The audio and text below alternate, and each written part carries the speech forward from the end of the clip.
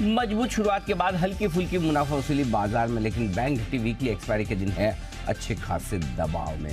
बचा हुआ आखिरी 1.5 घंटा ग्लोबल मार्केट से स्टेबल। क्या भारतीय बाजारों में आएगी हल्की फुल्की रिकवरी या फिर रहेगी आज कमजोरी? ऐसे में कहाँ होगी बैंक निफ्टी की वीकली एक्सपायरी और क्या करें आप कल की तैयारी, इस पर रहेगा खास फोकस। आप देख रहे हैं फाइनल ट्रेड जी बिजनेस के बंधन म्यूचुअल फंड स्टूडियो में। आप सबका स्वागत है। नमस्कार, मैं हूं अनिल सिंह। नमस्कार, मैं हूं दीपांशु भंडारी। तैयार हो जाइए एक्शन के लिए। आज थोड़ी मुनाफा वसूली आती हुई दिख रही है, कुछ फेवरेट सेक्टर्स पर दबाव आया, बट कुछ अन्य सेक्टर्स तेजी में है। इस बीच स्मॉल कैप्स में क्या चल रहा है, आइए इन सब पर करते हैं फोकस। पहले तो जाने इस समय अनिल जी की कहां पर है नजर। बताएं सर, दबाव वाले बाजार की इस समय की बड़ी बातें क्या है? बड़ी बात है ये दीप की मजबूत शुरुआत होने के बाद थोड़ी बहुत प्रॉफिट बुकिंग ऊपर की इस तरह से आती दिखी है और निफ्टी इस वक्त करीबन आपको 40-50 पॉइंट नीचे नजर आएगा, लेकिन बैंक निफ्टी ज़्यादा कमज़ोर है। यहाँ पर करीबन 400 अंकों का नुकसान आपको नजर आएगा। बिकवाली ज़्यादा ही है। बिकवाली न सिर्फ यहाँ है बल्कि लगभग सारे रेट सेंसिटिव स्टॉक्स ऐसे हैं, सेक्टर्स ऐसे जो बिकवाली का दबाव झेल रहे हैं। बैंक के बाद अगर कहीं सबसे ज़्यादा बिकवाली है तो वो है रियल एस्टेट शेयर। 15 साल की ऊंचाई छूने के बाद रियल एस्टेट इंडेक्स में थोड़ी बिकवाली का दबाव बढ़ता हुआ दिखा। तो ये दो स्पेस ऐसी है जो दबाव ज़्यादा देख रही है।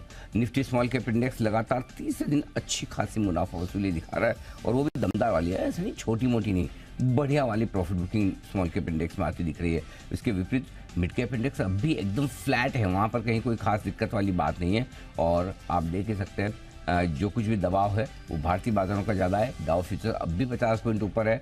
यूरोप में शानदार तेजी है। तो आज की प्रॉफिट बुकिंग, बिकवाली, मुनाफा वसूली जो भी आप कहें वो ज़्यादातर आपको भारतीय बाजारों तक सीमित नज़र आएगी।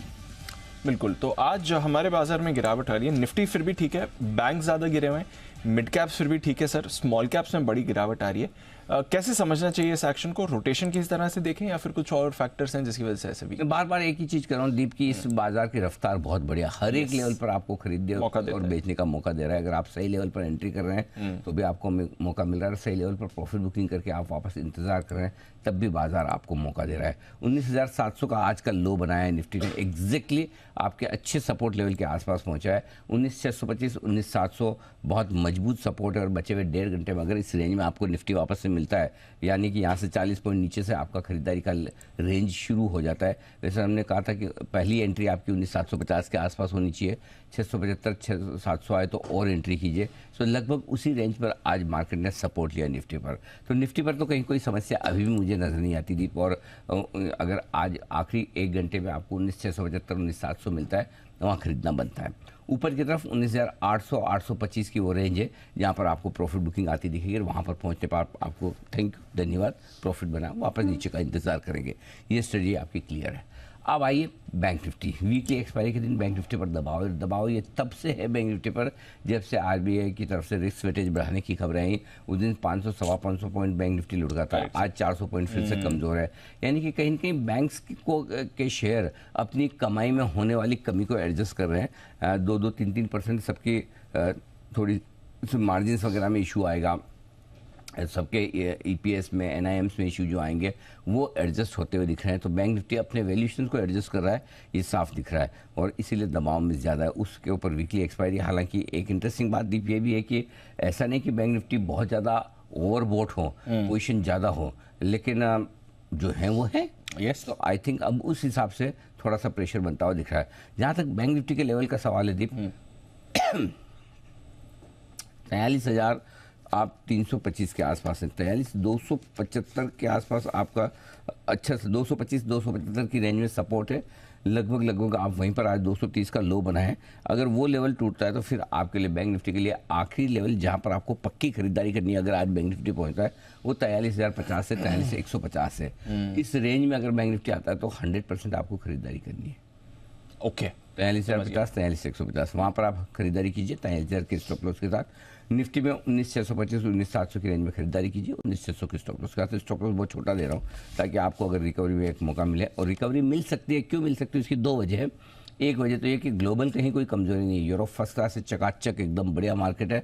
आप देखेंगे तो दिल खुश हो जाएगा, कह रहे वाह यूरोप वाले भी इतने तेजी से ट्रेड कर लाइए जरा यूरोप देख लेते हैं, अच्छी चीज़ तो देखनी चाहिए। तो फुटसे, कैक, डैक्स, अच्छी मूव आ रही है। हाँ, मतलब ग्रीन में दिख रहे बड़े, और डाउ फ्यूचर्स भी कोई खास समस्या नहीं दे रहे हैं, 40-50 पॉइंट ऊपर ही है। तो उस लिहाज से हो सकता है वीकली एक्सपायरी का थोड़ा सा दबाव है। इस वीकली एक्सपायरी में बैंक निफ्टी में थोड़ा सा जो अनएक्सपेक्टेड आरबीआई का सर्कुलर आया था, उससे लॉन्ग पोजीशन जो फंसी हुई है वो ट्रेडर्स ट्रैप होकर अपनी लॉन्ग पोजीशन छोड़ रहे हैं। इसलिए मुझे लगता है कि अगर खरीदने का मन करे तो 19,700 और इसके नीचे निफ्टी पे खरीदारी करनी चाहिए। बैंक निफ्टी आज 43,600 के नीचे बंद होने को तैयार दिख रहा है, और वो बंद होगा तो थोड़ी क्लोजिंग खराब होगी। 43,600 के नीचे बंद होने पर 43,000 तक का रास्ता खुल है, वो थोड़ी सी रिस्क है। सो बस ये लेवल्स हैं जिन पे आपको ध्यान रखना है। रहा सवाल मिड कैप और स्मॉल कैप शेयरों का, स्मॉल कैप शेयरों में प्रॉफिट बुकिंग है, मिड कैप शेयर स्थिर है 2 दिनों से। तो यानी कि जहाँ क्वालिटी वाले स्टॉक्स हैं वहाँ कोई समस्या नहीं है। एकदम छोटे शेयर जो काफ़ी तेज़ी से दौड़ लगा चुके हैं, वहाँ हल्की फुल्की प्रॉफिट बुकिंग का माहौल बनता हुआ दिख रहा है, which is good for the health of market. Absolutely. तो चलिए, ये इस समय बाजार के मूड माहौल की बात, और बाय द वे इसमें आईपीओ मार्केट पर भी एक इंटरेस्टिंग डिस्कशन अनिल जी के साथ करना है। एक तो फेड फिना के आपकी राय भी बाकी है सर, वो भी बिल्कुल बाकी है, और एक 2 चीज़ आज करने वाले हैं। सेकेंडरी मार्केट में चूंकि ज़्यादा मज़ा है नहीं, तो और हो तो भी क्या है, प्राइमरी मार्केट की भी अपनी इंपॉर्टेंस है, और फेडरल बैंक के एनबीएफसी का जो इशू खुला उसका पूरा विस्तार से विश्लेषण होगा। लेकिन इसके साथ एक और काम का विश्लेषण आपके लिए आ रहा है, और वो ये कि टाटा टेक्नोलॉजीज का जो आईपीओ आज खुला है, जिसको लेकर हम बहुत बुरी शेयर हम लगातार करेंगे, दबाकर पैसा लगाइए। उसके लिए एक और ओपिनियन आ रही कि कई लोग ये जानना चाहते हैं क्या एक आदमी 2 एप्लीकेशन लगा सकता है? क्या एक पैन कार्ड में 2 एप्लीकेशन लग सकती है? क्या एक डीमेट अकाउंट से 2 एप्लीकेशन लग सकती है? और इसका जवाब है हाँ, विद कंडीशंस अप्लाई। तो अब से थोड़ी देर में हम पूरा डिटेल में डिस्कशन करेंगे कि टाटा टेक्नोलॉजी के आईपीओ में अगर आप 2 एप्लीकेशन लगाना चाहते हैं तो कैसे। चलिए समझेंगे आईपीओ मार्केट पर बड़ी बेहद इंटरेस्टिंग डिस्कशन मिस मत कीजिएगा, और फेड फिना के आईपीओ में भी अगर आपको पैसे लगाने हैं या नहीं, ये बताने वाले हैं अनिल जी थोड़ी देर में। आइए, हमारी टीम भी है तैयार, कुशल से भी बात करते हैं और साथ ही बात करते हैं अरमान के साथ। कुशल, गुड आफ्टरनून, बताएं इंपॉर्टेंट इवेंट्स कौन से हैं बाजार के लिए? Good afternoon Deepa. Important events के लिहाज से आज हुनासा कंज्यूमर्स इसके नंबर्स आने वाले हैं दूसरी तिमाही के। साथ ही कल के दिन में pyramid Technoplast 50% anchor lock in जो है वो खत्म हो जाएगा इसका 90 दिनों वाला, और इरेडा का आईपीओ भी क्लोज होने वाला है। तो देखना है कि फाइनल सब्सक्रिप्शन वहां पर क्या होगा। ग्लोबल इवेंट के लिहाज से ट्रेडिंग हॉलीडे है थैंक्सगिविंग डे के मौके पर यूएस में, और साथ ही जापान में भी छुट्टी है। और यूरोप का पर्सपेक्टिव से ईसीबी मॉनेटरी पॉलिसी की जो मीटिंग हुई थी उसके मिनट्स भी जारी होते हुए दिखेंगे। 24 नवंबर शुक्रवार Texmaco rail and engineering QIP के इशू प्राइस पर विचार होगा। साथ ही मारुति सुजुकी बोर्ड बैठक में सुजुकी मोटर को 1.23 करोड़ शेयर्स अलॉट करने पर कंपनी विचार करेगी। आईपीओ के लिहाज से Tata Technologies, Fed Bank Financial Services, Gandhar Oil Refinery और फ्लेयर राइटिंग के आईपीओ 24 तारीख को बंद हो जाएंगे। इनके भी फाइनल सब्सक्रिप्शन पर हम सबकी नजर रहने वाली है। और पीएफसी अंतरिम डिविडेंड जो इन्होंने ऐलान किया था उसकी एक्स डेट भी 24 तारीख को है। ग्लोबल इवेंट के लिहाज से स्टॉक मार्केट, यूएस के जो स्टॉक मार्केट है वो 1 बजे बंद हो जाएंगे उनके टाइम के हिसाब से। तो अर्ली क्लोजिंग यहाँ पर होने वाली है। और अक्टूबर महीने का जापान का जो सीपीआई आंकड़ा है वो भी इंपॉर्टेंट होगा। और यूके के लिहाज से जो नवंबर का उनका कंज्यूमर कॉन्फिडेंस डेटा है वो भी 24 तारीख को आएगा। तो ये है आपके इंपॉर्टेंट इवेंट्स कुछ जो आने वाले दिनों में आएंगे। अरमान, गुड आफ्टरनून, बताएं आज की इंपॉर्टेंट खबरें कौन सी हैं? जी गुड आफ्टरनून। खबरों में सबसे पहले कई सारे आईपीओ की अपडेट्स है, जिसमें IREDA यहाँ पर अगर इनका डे 2 चल रहा है। ओवरऑल सब्सक्रिप्शन लगभग 3.4 टाइम्स होता हुआ दिखा है। QIB का हिस्सा 1.5 टाइम्स, NII की से बात करें 5.7 टाइम्स, रिटेल का 3.5 टाइम्स होता हुआ दिखा है। टाटा टेक्नोलॉजीज यहाँ पर लगभग 4 गुना पूरा बढ़ता हुआ दिखा है, 4 गुना से ज़्यादा आसपास बढ़ता हुआ दिखा है। QIB का अगर देखें तो लगभग 3 गुना, NII 6.6 टाइम्स, रिटेल का हिस्सा देखेंगे तो 3.3 टाइम्स, और शेयर होल्डर्स का हिस्सा देखेंगे तो वो भी 5.3 टाइम्स के आसपास बढ़ता हुआ दिखा है। फ्लेयर राइटिंग यहाँ पर टोटल सब्सक्रिप्शन 1.2 टाइम्स होता हुआ दिखा है। QIB लगभग 50% है, NII पूरा भर चुका है, रिटेल का हिस्सा देखें तो 1.6 टाइम्स होता हुआ दिखा है। गांधार ऑयल रिफाइनरी इंडिया यहाँ पर कुल सब्सक्रिप्शन लगभग 3 गुना के आसपास होता हुआ दिखा है। QIB का पूरा 100% हो चुका है। NII की बात करें 3.5 टाइम्स, रिटेल का 3.7 टाइम्स होता हुआ दिखा है। और फेड बैंक फाइनेंशियल सर्विसेज में ओवरऑल सब्सक्रिप्शन अगर आप यहाँ पर देखें तो 25% सिर्फ हुआ है, जिसमें QIB में कुछ भी नहीं आया है। रिटेल का अगर आप देखें तो 40% के आसपास आता हुआ दिखा है। खबरों में CG पावर यहाँ पर आपको ध्यान रखना है, क्योंकि सेमीकंडक्टर फैसिलिटी लगाने के लिए आवेदन दिया है और अगले 5 साल में करीब 6,600 करोड़ का निवेश करेंगे। कंपनी ने सब्सिडी जो है उसके लिए ये आवेदन करते हुए दिखे हैं, सब्सिडी का भी आवेदन करते हुए दिखे हैं। आइजैक हेवी इंजीनियरिंग यहाँ पर इथेनॉल प्लांट लगाने के लिए इनको एक नया ऑर्डर मिला है, जिसमें 200 के एलपीडी क्षमता का प्लांट लगाने के लिए इनको ऑर्डर मिलता हुआ दिखा है। BLS इंटरनेशनल, यहाँ पर आपको ध्यान रखना है क्योंकि भारत सरकार ने ई वीज़ा सर्विसेज दोबारा शुरू की है। कनाडा नागरिकों के लिए 2 महीने से जो बंद पड़ी थी, उसके बाद ई वीज़ा सर्विसेज शुरू करते हुए दिखे हैं। और ब्लॉक डील्स में ICICI प्रू यहाँ पे 10 लाख शेयर्स और CG पावर लगभग 12 लाख शेयरों के कई सौदे होते हुए दिखे। ये हैं आपके लिए सारी की सारी आज की खबरें और इम्पोर्टेंट एक्शन। बट आइए, IPO मार्केट में जबरदस्त मूव आपको आती हुई दिख रही है। 5 IPO इस समय खुले हुए हैं, जबरदस्त सब्सक्रिप्शन भी आ रहा है। बट टाटा टेक, जहां पर ऑलरेडी खुलते ही हमने देखा है भरपूर इन्वेस्टर्स की वेटिंग लिस्ट है पैसे लगाने के लिए, क्या कुछ यहां पर विकल्प हैं और क्या एक पैन में 2 एप्लीकेशंस लग सकती हैं? आइए जानते हैं इसके बारे में अनिल जी के साथ। अनिल जी, सबसे इंटरेस्टिंग बात तो इस IPO की यह है कि टाटा मोटर्स के शेयर होल्डर्स इसमें पैसा लगा सकते हैं, और ज्यादातर व्यूअर्स पहले यही समझना चाहते हैं, क्या टाटा मोटर्स के शेयर होल्डर्स पैसा लगा सकते हैं? अगर हाँ, क्या है उनके लिए, कितना रिजर्वेशन है उनके लिए? तो दीप देखिए, टाटा टेक्नोलॉजी के प्रमोटर के तौर पर टाटा मोटर्स है, और ऐसे में इस IPO में टाटा मोटर्स के शेयर होल्डर्स के लिए एक अलग व्यवस्था की गई है, और उस व्यवस्था का नाम दिया गया है कि शेयर होल्डर कैटेगरी। यानी कि अगर आप टाटा मोटर्स के शेयर होल्डर हैं तो आप उस कैटेगरी में भी अपनी एक एप्लीकेशन लगा सकते हैं, और 10% इशू साइज जो है वो शेयर होल्डर्स के लिए रिजर्व की गई है। जो टाटा मोटर्स के शेयर होल्डर्स हैं वो उनके लिए अलग से 10% का कोटा है, यानी कि करीबन 61 लाख शेयर ऐसे होंगे टाटा टेक्नोलॉजी के जो टाटा मोटर्स के शेयर होल्डर्स को आवंटित किए जाएंगे। अच्छा, तो 10% आमतौर पर रिटेल का कोटा होता है 10 से 15% का, लेकिन यहाँ शेयर होल्डर का कोटा भी 10% अलग से रखा गया है। ये एक अच्छी बात है। ठीक है। अगर टाटा मोटर्स के शेयर होल्डर होना है तो जरूर एलिजिबिलिटी के लिए रिकॉर्ड डेट होगी। रिकॉर्ड डेट क्या है? रिकॉर्ड डेट जा चुकी है। अच्छा, 13 नवंबर। अगर 13 नवंबर को आपके डीमेट अकाउंट में टाटा मोटर्स के शेयर थे तो आप टाटा मोटर्स के शेयर होल्डर इस पर्पस के लिए माने जाएंगे टाटा टेक्नोलॉजी में पैसे लगाने के लिए। तो 13 नवंबर को आप रिकॉर्ड डेट पर शेयर होल्डर होने पर ये कर सकते हैं। ऐसा नहीं है कि आज खरीद लिया ना, अब नहीं 13 नवंबर को थे। अब बाद में बेच भी दिया तो कोई दिक्कत नहीं है, लेकिन उस दिन 13 नवंबर को अगर आपके अकाउंट में शेयर थे तो आप पैसा लगा सकते हैं। उसमें होगा ये कि अब आप 13 नवंबर का आपका जो डीमेट अकाउंट है चेक कर लीजिए, उस दिन आपके पास टाटा मोटर्स के शेयर होल्डर हैं, आप शेयर होल्डर कैटेगरी में पैसा लगा लीजिए। सिंपल। ठीक है, तो 13 नवंबर की डेट सबसे इम्पोर्टेंट। 13 नवंबर की डेट।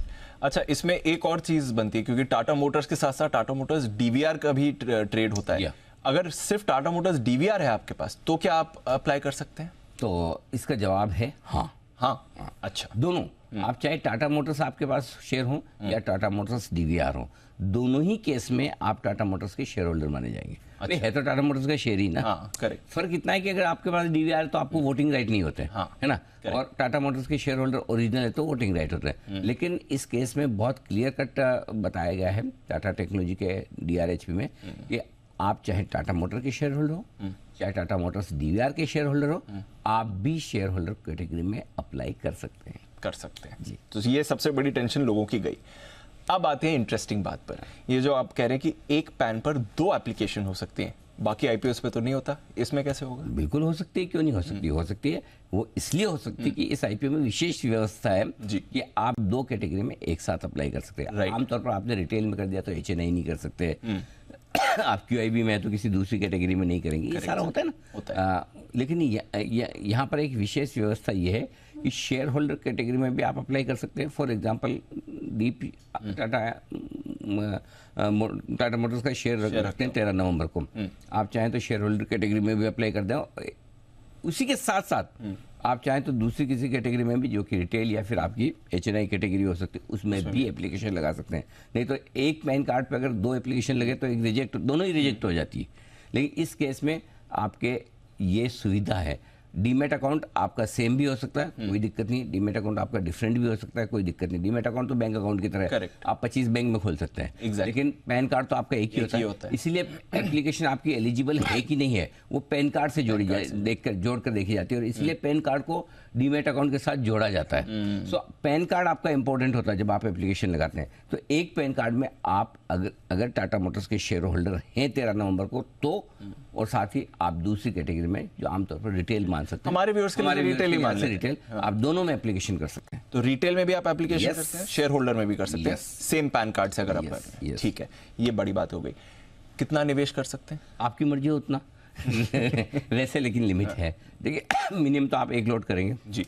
तो रिटेल कैटेगरी में आप मिनिमम 1 लॉट यानी 30 शेयरों का निवेश कर सकते हैं, 15,000 रुपये देने होंगे, और मैक्सिमम आप 13 लॉट कर सकते हैं, 390 रुपये के 390 शेयर आप अप्लाई कर सकते हैं, लगभग 1,95,000। हाँ, सेम शेयर होल्डर को टाइम में भी यही रखा है। अभी आप शेयर होल्डर, आप समझो टाटा मोटर्स के शेयर होल्डर हैं, इसका मतलब नहीं कि आप अनाप शनाप एप्लीकेशन कर देंगे। टाटा मोटर्स के शेयर होल्डर को भी रिटेल शेयर होल्डर समझा जाएगा। फॉर एग्जाम्पल कोई बड़ी FI है, उसके पास टाटा मोटर्स की शेयर है, तो ऐसा नहीं वो रिटेल कैटेगरी में और बड़ा अप्लाई कर दे, राइट। आप समझे, शेयर होल्डर कैटेगरी में भी। तो चाहे रिटेल कैटेगरी में करें चाहे शेयर होल्डर कैटेगरी में करें, आपकी एप्लीकेशन साइज 2 लाख से कम की ही रहेगी इन कैटेगरी में। तो यानी कि अगर मैं एक रिटेल शेयर होल्डर हूँ या मैं कोई भी शेयर होल्डर हूँ और मुझे रिटेल कैटेगरी में लगाना है तो भी मैं लगा सकता हूँ, और मुझे शेयर होल्डर कैटेगरी में लगाना है तो भी लगा सकता हूँ। शेयर होल्डर कैटेगरी की लिमिट भी सेम है, 2 लाख रुपए वाली। तो ये आपके पास तरीका है कि आप चाहें तो 2 एप्लीकेशन अगर आप चाहें तो लगा सकते हैं, रिटेल और शेयर होल्डर कैटेगरी में। वैसे मिलना तो एक ही लॉट है, एक अब तो ओवर सब्सक्राइब हो गया। एक भी मिल जाए एक तो भी मिल जाए मेहरबानी। तो अभी बड़ी तो बात क्या है, अभी तो शुरू है दीप, आप तो बंद होते होते देखिए क्या होता है। क्योंकि ये तो इसमें मैं एक चीज़ जरूर कहूँगा, टाटा मोटर्स के शेयर होल्डर आप थे 13 नवंबर को और आप उस कैटेगरी में अप्लाई करें तो अलॉटमेंट के चांसेस बेहतर हैं, ज़्यादा है। तो आपको क्या करना चाहिए, कायदे से 1-1 लॉट ही अप्लाई कीजिए दोनों में। पूरे 2-2 लाख की एप्लीकेशन डाल के कोई फायदा नहीं है। जिस तरह से भरेगा, और वैसे भी जिस तरह से अलॉटमेंट का सिस्टम होता है उस कैटेगरी में एक लॉट की एप्लीकेशन हो या चाहे 1,95,000 की आप इस केस में 13 लॉट की एप्लीकेशन लगाए, प्रायोरिटी में कोई फर्क नहीं पड़ता, पहले 1 लॉट वालों को ही दिया जाता है, ठीक है ना, और बड़े एप्लीकेशन को भी 1 लॉट ही समझा जाता है। सो आप क्या करिए, 1 एप्लीकेशन डाल दीजिए शेयर होल्डर कोटा में और 1 डाल दीजिए रिटेल में। लेकिन शेयर होल्डर में तभी डालिएगा जब आप 13 नवंबर को आप डीमैट अकाउंट में आपके पास शेयर थे। Exactly. नहीं है डाल दी तो रिजेक्ट हो जाएगी, दोनों ही हो जाएगी रिजेक्ट, ये ध्यान रखना। फिर वो मत बोला आपने तो बोला दोनों में डाल दो, दोनों में आपको तभी डालनी है जब आप टाटा मोटर्स के शेयर होल्डर थे 13 नवंबर को, आपके डीमैट अकाउंट में शेयर थे, फ्यूचर खड़ा उसको शेयर होल्डर नहीं माना जाता। हाँ, ये भी ध्यान रखना। डीमैट अकाउंट में अगर आपकी डिलीवरी पड़ी थी, चाहे एक ही शेयर हो, तो आप 2 एप्लीकेशन कर दीजिए, अदरवाइज एक ही एप्लीकेशन कीजिए। एप्लीकेशन आप शेयर होल्डर और रिटेल दोनों में करें, एक में करें, किसी में भी करें। एक करने के बाद आप जिसको मानते हैं, जानते हैं, पहचानते हैं, उसकी कोई जेक लगाने के बजाय भगवान से प्रार्थना करें कि प्लीज़, बाकी सब कोई बात नहीं, 8-10 IPO में मिले न मिले, इसमें अलॉटमेंट दिलवा देना। वैसा होना चाहिए, ठीक है, मिल जाए तो आप मिल जाए बस, बट मिलेगा तो मज़ा आएगा आपको। और ये ऐसा IPO है जो आपको प्राइस के हिसाब से नहीं, समय के हिसाब से आपको अपने पोर्टफोलियो में रखना है। One of the best companies coming into stock market, तो आपको ये 2-3 साल के व्यू मिनिमम रखना है, और कोई बड़ी बात नहीं, बहुत जल्दी आप इस IPO को लिस्टिंग के बाद डबल होते हुए देखेंगे। ठीक है सर, गॉट इट। चलिए, ये तो अच्छी खबर है टाटा मोटर्स शेयर होल्डर्स के लिए, आप इस IPO में पैसे लगा सकते हैं। अच्छा अनिल जी, एक और IPO खुला हुआ है फेडफिना फाइनेंशियल, इसके भी आपके राय ले लें? बिल्कुल तैयार है। आइए अनिल जी के लिए बिल्कुल IPO स्कैन का।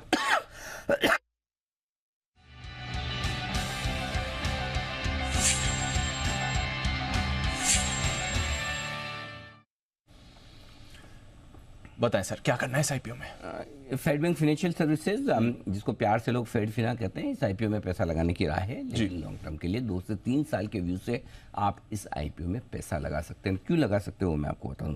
पहली चीज़, क्या पॉजिटिव है, बहुत सारे पॉजिटिव्स हैं, उनमें सबसे बड़ा पॉजिटिव तो एक इनका पेरेंट जो है, इनकी प्रोमोटर कंपनी जो है फेडरल बैंक है, one of the most reputed private bank, तो उसमें सबसे बड़ी बात यह है कि उसका फ़ायदा मिलता है। दूसरा, जो इस कंपनी का मैनेजमेंट है फेडफिना का, वो बहुत ही अनुभवी मैनेजमेंट है। कल हमने MD साहब से बात भी की, बहुत मजबूत उनकी समझ है इस बिज़नेस की, तो ये बड़ा फ़ायदा। तीसरा, रिसेंटली आप देखिए AUM ग्रोथ का जो ट्रैक रिकॉर्ड है, इनका फाइनेंशियल ट्रैक रिकॉर्ड है, बेहद मजबूत है। फेड बैंक की सब्सिडी होने का बड़ा फ़ायदा मिलता है इनको। इनकी जो कॉस्ट ऑफ बोरिंग है, जिस दरों पर, ब्याज दरों पर ये पैसा उधार लेते हैं, ये पूरे सेक्टर में सबसे कम है। अच्छा, मतलब हाँ, बोरोइंग के मामले में बड़े मजबूत है। ये तो बढ़िया है। और उसकी वजह ये कि जो भी उधार देता है वो ये मान के चलता है कि फेडरल बैंक की कंपनी को या फेडरल बैंक को इनडायरेक्टली उधार दे रहे हैं। करेक्ट। तो वो बड़ा फायदा मिलता है, वो पेरेंटेज, अच्छा पेरेंटेज होने का बड़ा फायदा मिलता है।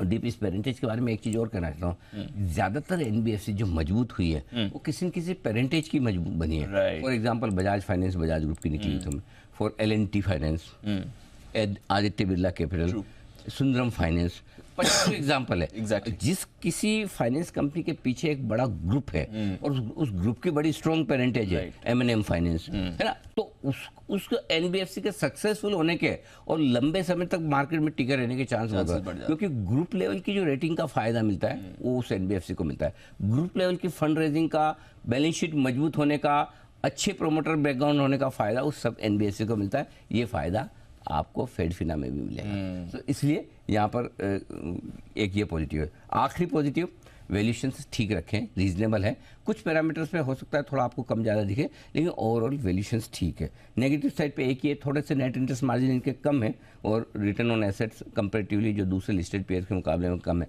मुझे लगता है दीप कि इस स्टॉक में पोटेंशियल है कि 3 साल में डबल होने जितनी ताकत रखता है ऑलमोस्ट।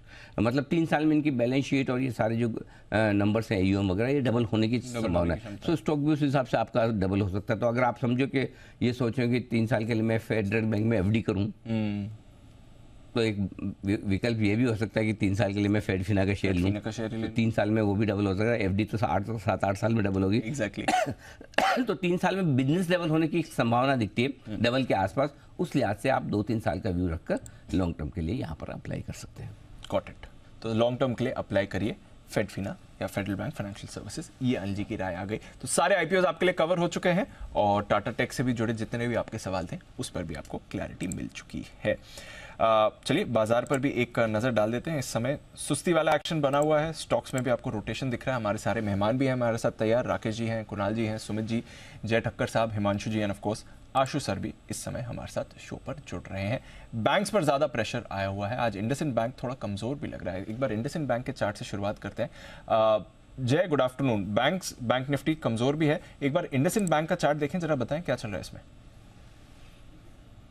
दीप, इंडसइंड बैंक में डेफिनेटली आज बहुत एक जबरदस्त रिवर्सल देखने मिला। इनफैक्ट ये स्टॉक में एक बढ़िया कंसोलिडेशन में से ब्रेकआउट आया था दीप, लगभग 1465 1470 के ऊपर। ये सारे स्पॉट लेवल्स दीप मैं बता रहा हूँ आपको।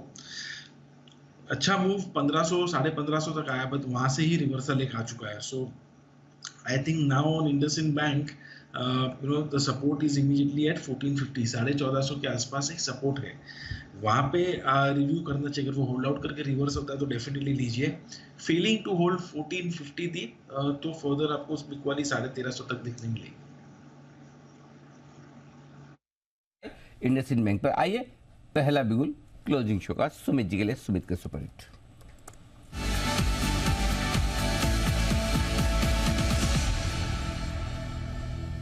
सुमित जी बताइए सर, क्या बेचेंगे? गुड आफ्टरनून अनिल जी। जी बिल्कुल अनिल जी, आपने एकदम सही वर्ड यूज किया, बेचना है। और बैंकिंग स्टॉक्स में थोड़ा दबाव देखने को मिल रहा है। तो जो स्टॉक पिछले 4 दिनों से ऊपरी लेवल से गिरावट दिखा रहा है, आज 6वां दिन है जब स्टॉक में दबाव देखने को मिल रहा है। स्टॉक का अभी भाव चल रहा है 146 रुपीज 10 पैसा। फेडरल बैंक के अंदर दबाव देखने को मिल रहा है। कंटिन्यूसली पिछले 5 से 6 दिनों से ऊपरी लेवल से दबाव दिखा रहा है। स्टॉक आज भी सेलिंग प्रेशर में है, डेज लो के पास ट्रेड कर रहा है। फेडरल बैंक के अंदर यहां से और थोड़ा प्रॉफिट बुकिंग देखने को मिल सकता है, तो यहां पे बिकवाली करके चलने का सलाह रहेगा। छोटा सा स्टॉप लॉस 148.50 ये ऊपर में रेजिस्टेंस है, तो 148.50 का स्टॉप लॉस लगा के फेडरल बैंक में बिकवाली करें। 1-2 दिनों के लिए या 2-3 दिनों के लिए इसमें नीचे का व्यू लेके में जो टारगेट देखने को मिल सकते हैं 142.50 का पहला टारगेट होगा और 141 का दूसरा टारगेट होगा। शॉर्ट टर्म ट्रेडिंग कॉल के लिए, मोमेंटम प्ले के लिए बिकवाली करें फेडरल बैंक 148.50 के स्टॉप लॉस से 142.50 और 141 के टारगेट्स के लिए। 142.50 141 तक गिर सकता है फेडरल बैंक। शॉर्ट करने की राय आपके लिए सुमित की राय। आइए लेते हैं जय ठक्कर की जय का जैकपॉट।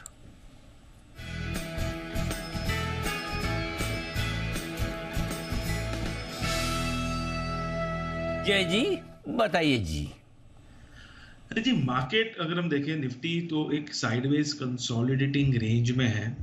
जैसे आपने बिल्कुल सही कहा, 19,700 750 की एक अच्छी सपोर्ट रेंज है। ऑन द फ्लिप साइड 19,800 850 की एक सप्लाई रेंज, जिसमें एनर्जी अपमूव भी देखने मिलेंगे स्टॉक स्पेसिफिकली, और ब्रेकडाउन भी देखने मिलेंगे। एक ब्रेकडाउन जहाँ पे देखने मिला है बहुत ही क्लियरली, वो IDFC फ्यूचर्स में है।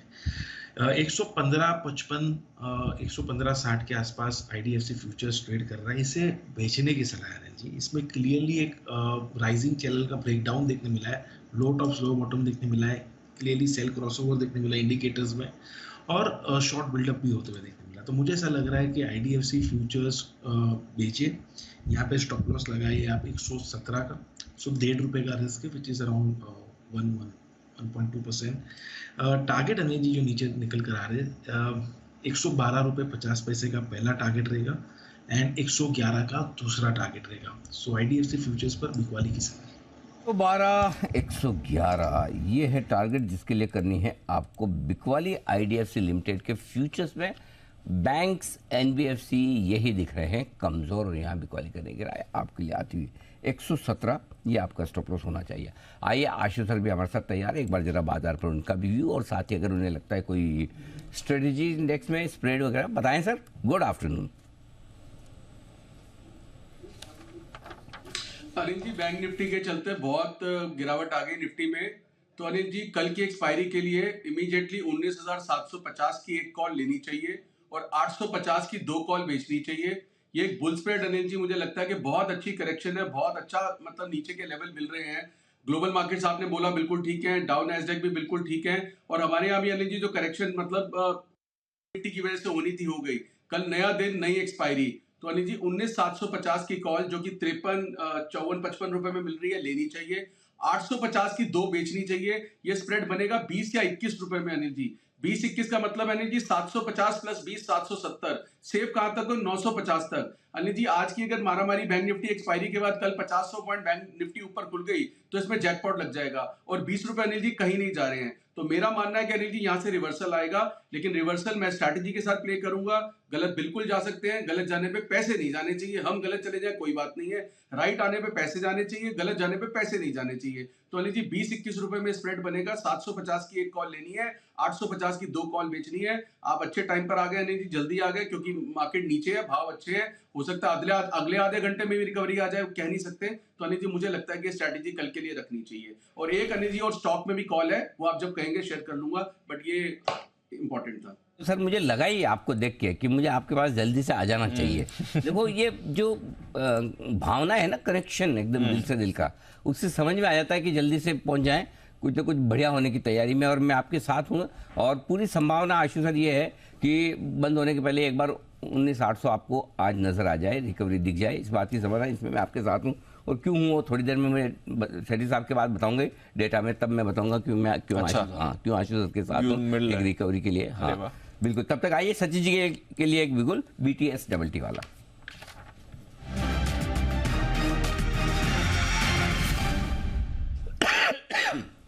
बताएं सर।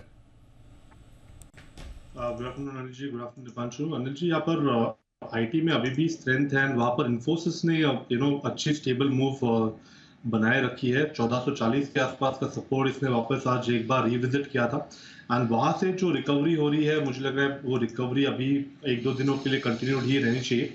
एक फ्रेश ब्रेकआउट अभी एस्टैब्लिश हुआ है 1452 के ऊपर, तो मोमेंटम चेज करने की सलाह होगी। 1 से 2 दिनों में ही मुझे लग रहा है 1485 के आसपास का एक स्विंग बनना चाहिए इन्फोसिस में, एंड इसीलिए खरीदारी करनी है 1442 के स्टॉप लॉस के साथ। खरीदारी 1442 के स्टॉप लॉस के साथ, ये है आपके लिए एक और बेहतरीन कॉल। इनफैक्ट आज का पहला स्टॉक पर लॉन्ग कॉल, इंडेक्स में तो आशु सर दे ही चुके हैं, इंडेक्स स्टॉक पर पहला लॉन्ग कॉल आता दिख रहा है। आइए हिमांशु जी का भी स्वागत किया जाए बिगुल के साथ। हिटमैन हिमांशु।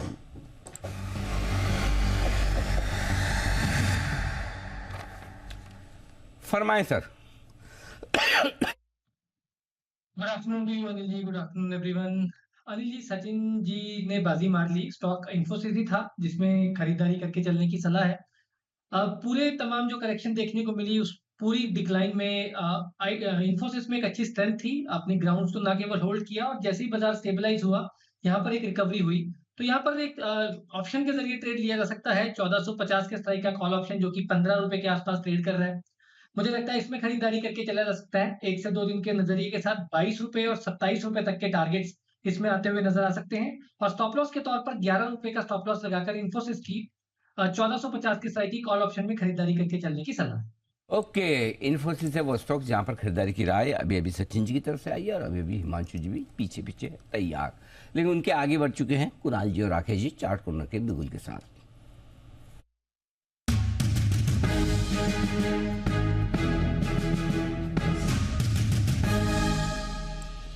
बताएं सर्स। अनिल जी, खरीदारी की राय है भारत फोर्ज में खरीदारी की राय है। टेक्निकली एक पॉजिटिव क्रॉसओवर देखने को मिल रहा है यहाँ पर और एक अच्छी कैंडल भी बनी है, 1093 के अराउंड चल रहा है। और जिस तरीके का टेक्निकल स्ट्रक्चर भारत फोर्ज का है, इट्स हेडिंग टुवर्ड्स 1115 1116, तो एक ओवरवेट खरीदारी की राय on Bharat Forge. Over to Kunal ji. अरे ये देखिए 1080 के आसपास एक रेजिस्टेंस है जिसको स्टॉक ने पार किया। बाजार के मुकाबले परफॉर्मेंस इसकी बेहतर है, यानी कि आउट परफॉर्मेंस दिख रही है। सारे मूविंग एवरेजेस के ऊपर ट्रेड कर रहा है और जिस तरह का स्ट्रक्चर है हमें लगता है 1150 की ओर बढ़ रहा है, तो बाय करके चलें। एक स्टॉप लॉस रखें 1080 जो कि ब्रेकआउट का स्तर है उस पर।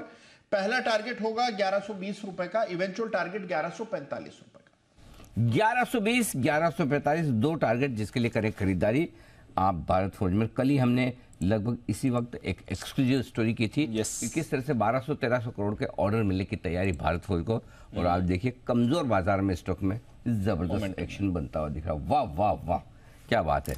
भारत फोर्ज फुल फोर्स से आगे बढ़ते हुए, हम भी फुल फोर्स से आगे बढ़ते हुए तैयार है सेठी साहब का स्वागत करने के लिए। सदाबहार सेठी साहब की शॉर्ट टर्म पिक्स।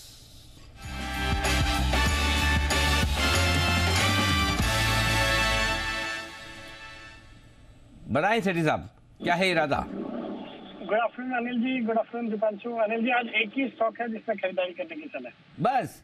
काफी नर्वस है आप? हेलो, काफी नर्वस है? हेलो जी सेठी साहब। हेलो, ओहो हेलो। ओहो सेठी साहब, ऐसा लग रहा है कि कुछ बाहर लग रहे थे, हाँ, राजस्थान के रेगिस्तान में नजर आ रहे हैं सर। पीछे से आवाज जैसे ऊँट टाइप की भी आई थी मुझे। थोड़ा ऐसा लगा मुझे, आई डोंट नो। लेकिन आप जब तक सीधा फिर से संपर्क करें, एक बार आशीष सर को बधाई देना चाहिए। हाँ, मैं एग्जैक्टली वही बोल रहा था। एक तो आशीष सर को बधाई देंगे, दूसरा आपकी भी स्ट्रैटेजी ले लें क्योंकि आप भी मूव प्रेडिक्ट कर रहे थे, तो इसमें कुछ क्या कुछ एक्शन है? ना स्ट्रेटजी के पहले बिगुल आशीष सर के लिए, स्विंग के सुल्तान आशिम इमरान। स्टॉक की एक रिकमेंडेशन उनकी जो आनी है, लेट ना हो जाए, पहले उनके लिए।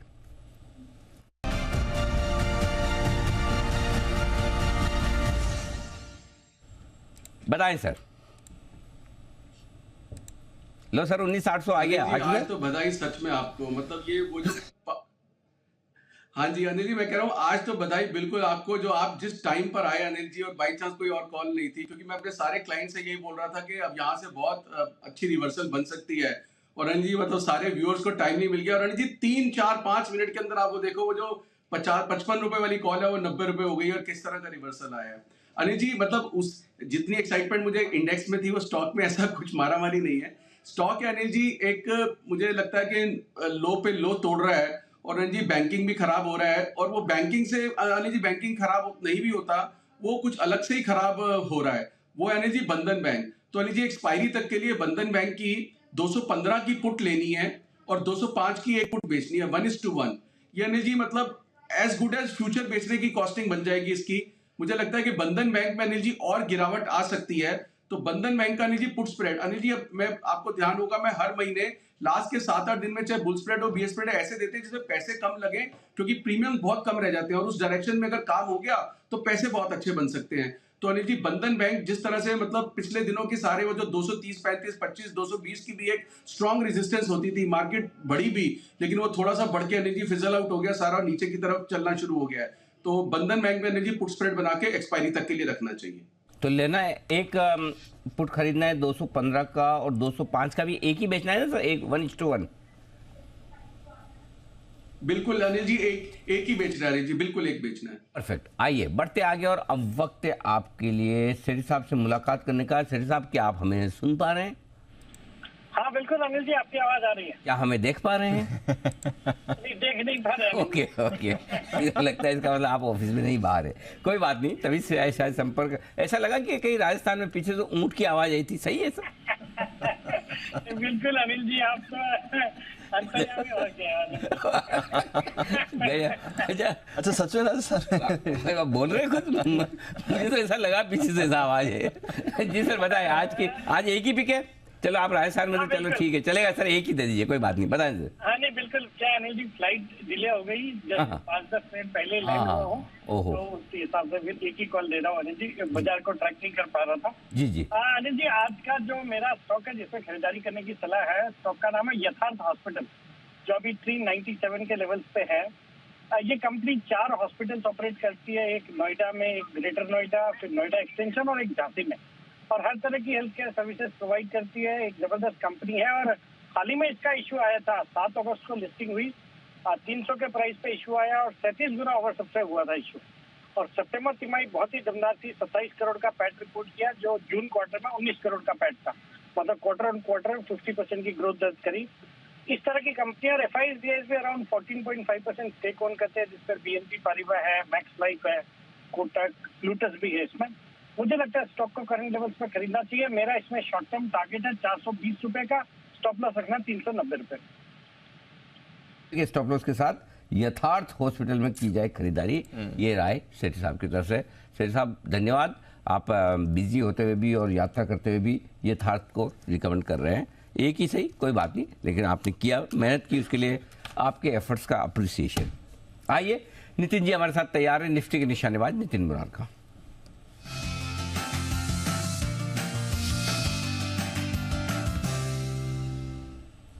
बताएं नितिन जी।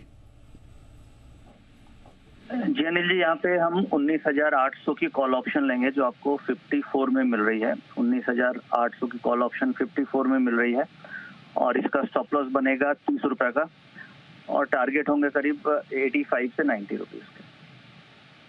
अबे कोई आज की बैंक निफ्टी की वीकली एक्सपायरी पर कोई राय, ओपिनियन? जी बैंक निफ्टी पे हम बेट कर सकते हैं 43,400 की कॉल ऑप्शन, जो 22 में मिल रही है। At the money call option है, और आपको केवल 22 में मिल रही है। 43,400 की कॉल ऑप्शन, इसको लेंगे। स्टॉप लॉस आपका 0 हो गया, 22-23 रुपए का ही प्राइस है, तो 15 का लॉट है, स्टॉप लॉस 0 हो गया। टारगेट इसके फर्स्ट टारगेट हो सकते हैं 60 के आसपास, और उसके ऊपर निकलती है तो करीब 100 तक टारगेट हो सकते हैं। मार्केट नीचे से रिकवरी हो रही है, तो ये हो सकता है फिर से शॉर्ट कवरिंग आ जाए। और एक डेटा ये है कि बैंक निफ्टी में 18% ओपन इंटरेस्ट एडिशन है आज, और निफ्टी में 4.5% एडिशन है। नीचे जाके मार्केट बाउंस कर रही है, तो ये हो सकता है शॉर्ट ट्रैप भी हो जाए, तो हमें ध्यान रखना चाहिए। और अगर यहाँ से बाउंस होती है तो बहुत तेजी से बाउंस आ सकता है। तो 43,400 की कॉल ऑप्शन बैंक निफ्टी में 0-0 बेट करेंगे। 22 की है, 60 और 100 का टारगेट, स्टॉप लॉस 0। व्यू वही हो रहा है कि बैंक निफ्टी की भी जो सेलिंग होनी थी आज की हो गई। निफ्टी के लिए तो खैर कॉल ऑप्शन खरीदने की राय, 0-0 कॉल आप बैंक निफ्टी में भी खरीद सकते हैं आज की एक्सपायरी का। बहुत बहुत शुक्रिया नितिन जी जुड़ने के लिए, अपना कॉल देने के लिए। आइए अनिल जी से लेते हैं उनकी भी मार्केट स्ट्रैटेजी।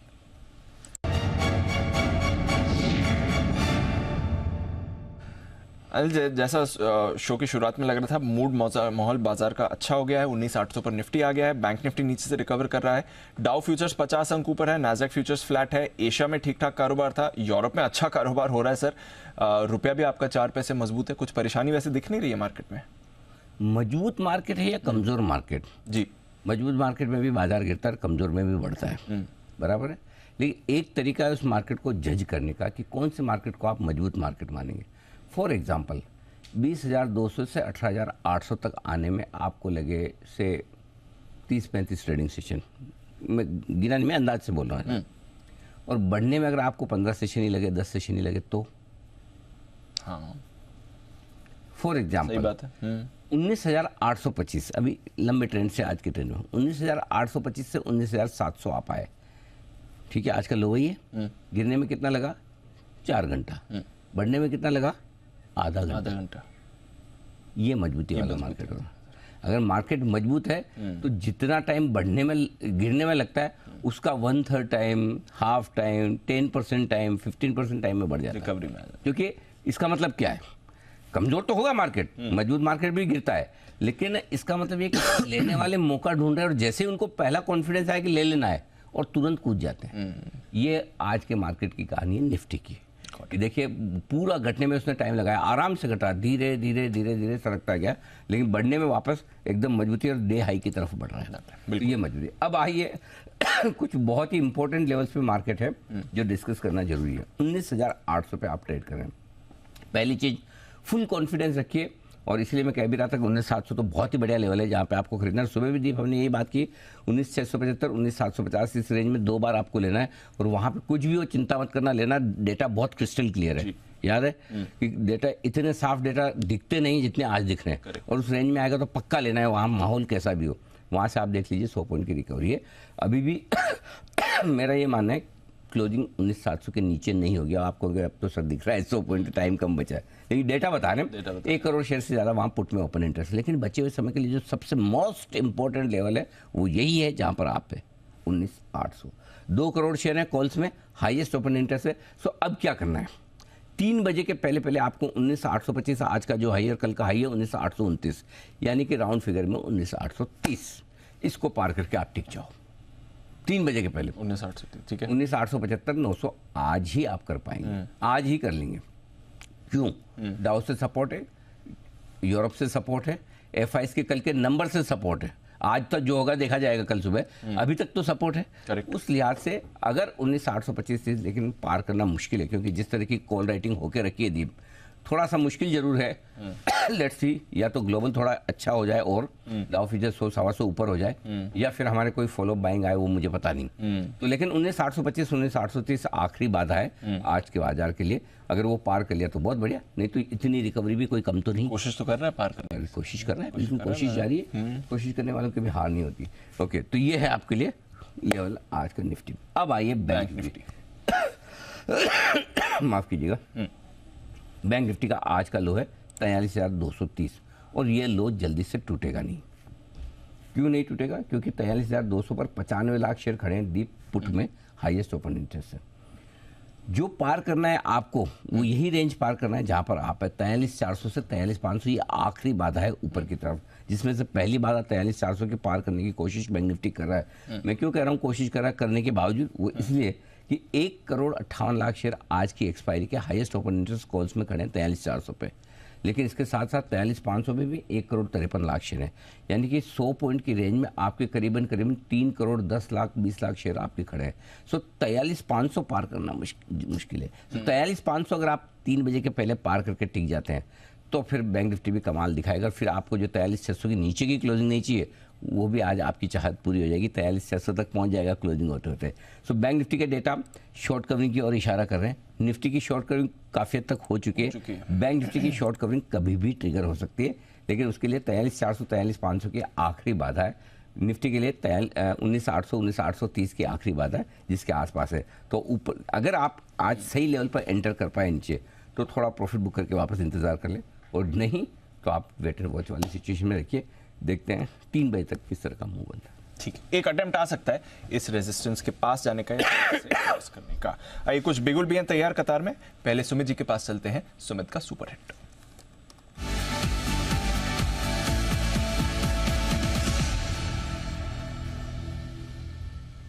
बताएं सर।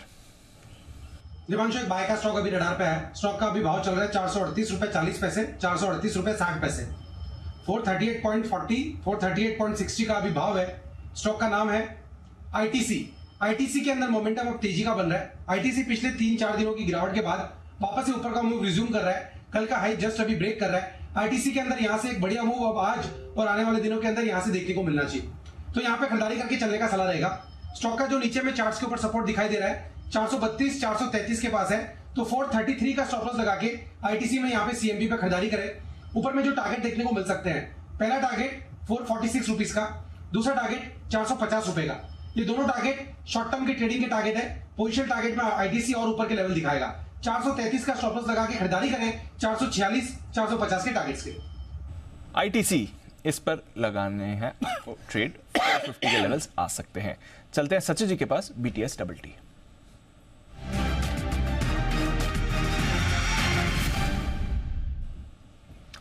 सचिन जी बताएं सर। दीपांशु, यहाँ पर बजाज फिनसर्व में एक कंसोलिडेशन का ब्रेकआउट हुआ है पिछले 3 दिनों से। एक रेंज में काफी समय इसने निकाला है, 1620 on the higher side and 1580 on the lower side. And जिस तरीके से इसका डेली RSI ट्रेंड कर रहा है 55 के ऊपर, प्लस उसके ADX में ऑलमोस्ट एक 25 के आसपास का स्विंग बनने की तैयारी है, तो मुझे लग रहा है एक अच्छे कॉन्ट्रैक्शन के बाद एक्सपेंशन वाली मूव यहाँ पर अनलॉक होनी चाहिए। एंड उसी लिहाज से हमने हमारे क्लाइंट्स को भी ये रिकमेंडेशन दी है, खरीदारी करनी है बजाज फिनसर्व के फ्यूचर्स में भी। स्टॉप लॉस आप लगभग अराउंड 1612 पे लगाए, पहला टारगेट होगा अराउंड 1680 का, एंड इवेंचुअली मुझे लग रहा है स्टॉक 1715 के आसपास एक स्विंग बना देना चाहिए। आज फिनसर्व के फ्यूचर्स में करें खरीदारी, धीमे धीमे मजबूती बनाने की कोशिश, सचिन जी की भी और बजाज फिनसर्व की भी। आइए अगला बिगुल है गुप्ता साहब के लिए, हिटमैन हिमांशु।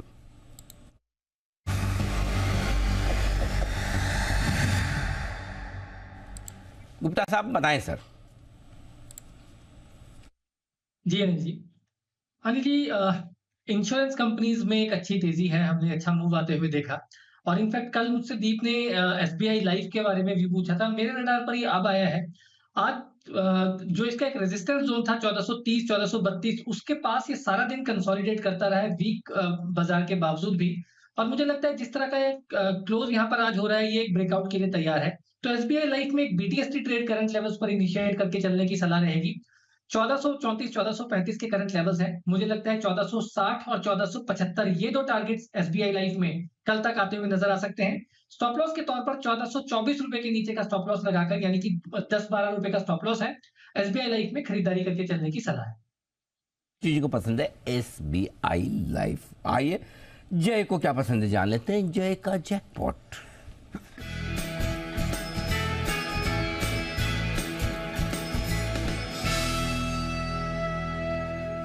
बताएं जय। जी, ICICI बैंक का 920 का कॉल खरीदे, 10 रुपए 50 पैसे 10 रुपए 60 पैसे में मिल रहा है। इन द मनी कॉल है, हल्का सा इन द मनी है, 923 924 के आसपास स्पॉट और फ्यूचर ट्रेड कर रहा है जी। 920 का कॉल खरीदे, 10 रुपए 50 पैसे 10 रुपए 60 पैसे के आसपास। यहाँ पे स्टॉप लॉस लगाना होगा 580 पर, 5.80 पर जी एक स्टॉप लॉस लगाइए। टारगेट ऊपर में 16 रुपए और 20 रुपए का बन रहा है जी, बिकॉज मेरा ये मानना है 936 से लेके 940-45 तक का मूव आपको ICICI बैंक में देखने मिल सकता है, which would definitely help bank Nifty to bounce back as well. And Anil ji बिल्कुल सही राय दी आपने, निफ्टी बैंक निफ्टी दोनों पर ही, जैसे मैंने भी कहा था एक रेंज में है निफ्टी, ये अपर एंड ऑफ द रेंज इसका 825 जो आपने बताया वो है, वो अगर निकलता है तो डेफिनेटली एक बड़ा मूव देखने वहाँ पे मिल सकता है। सो ICICI बैंक में बाउंस बैक मिल रहा है। तो ये है राय आपके लिए आती हुई। ICICI बैंक का कॉल ऑप्शन 920 वाला खरीदें जय की तरफ से। लेकिन बैंक्स NBFC में, स्पेशली बैंक्स में जो आज कमजोरी दिखी, उसकी वजह भी जान लीजिए, समझ लीजिए। हुआ यूं कि FICCI और IBA यानी कि इंडियन बैंकर्स एसोसिएशन के सालाना फ्लैगशिप इवेंट में आज RBI गवर्नर शक्तिकांता दास साहब ने बैंकों को और NBFCs को लोन देते वक्त ज़रूरत से ज़्यादा एग्रेसिव नहीं होने की सलाह दे डाली। या उन्होंने कहा भाई धीमे चलो, शांति से चलो, जरूरत से ज़्यादा एग्रेसिव ना हो। उसके बाद ही बैंकिंग शेयरों में, बैंक निफ्टी में तेज़ गिरावट देखने को मिली थी। तो गवर्नर साहब ने ऐसा क्या कहा कि बैंक थोड़े से सहम गए, मार्केट में इनके शेयर गिर गए। बताने को तैयार है वरुण जी।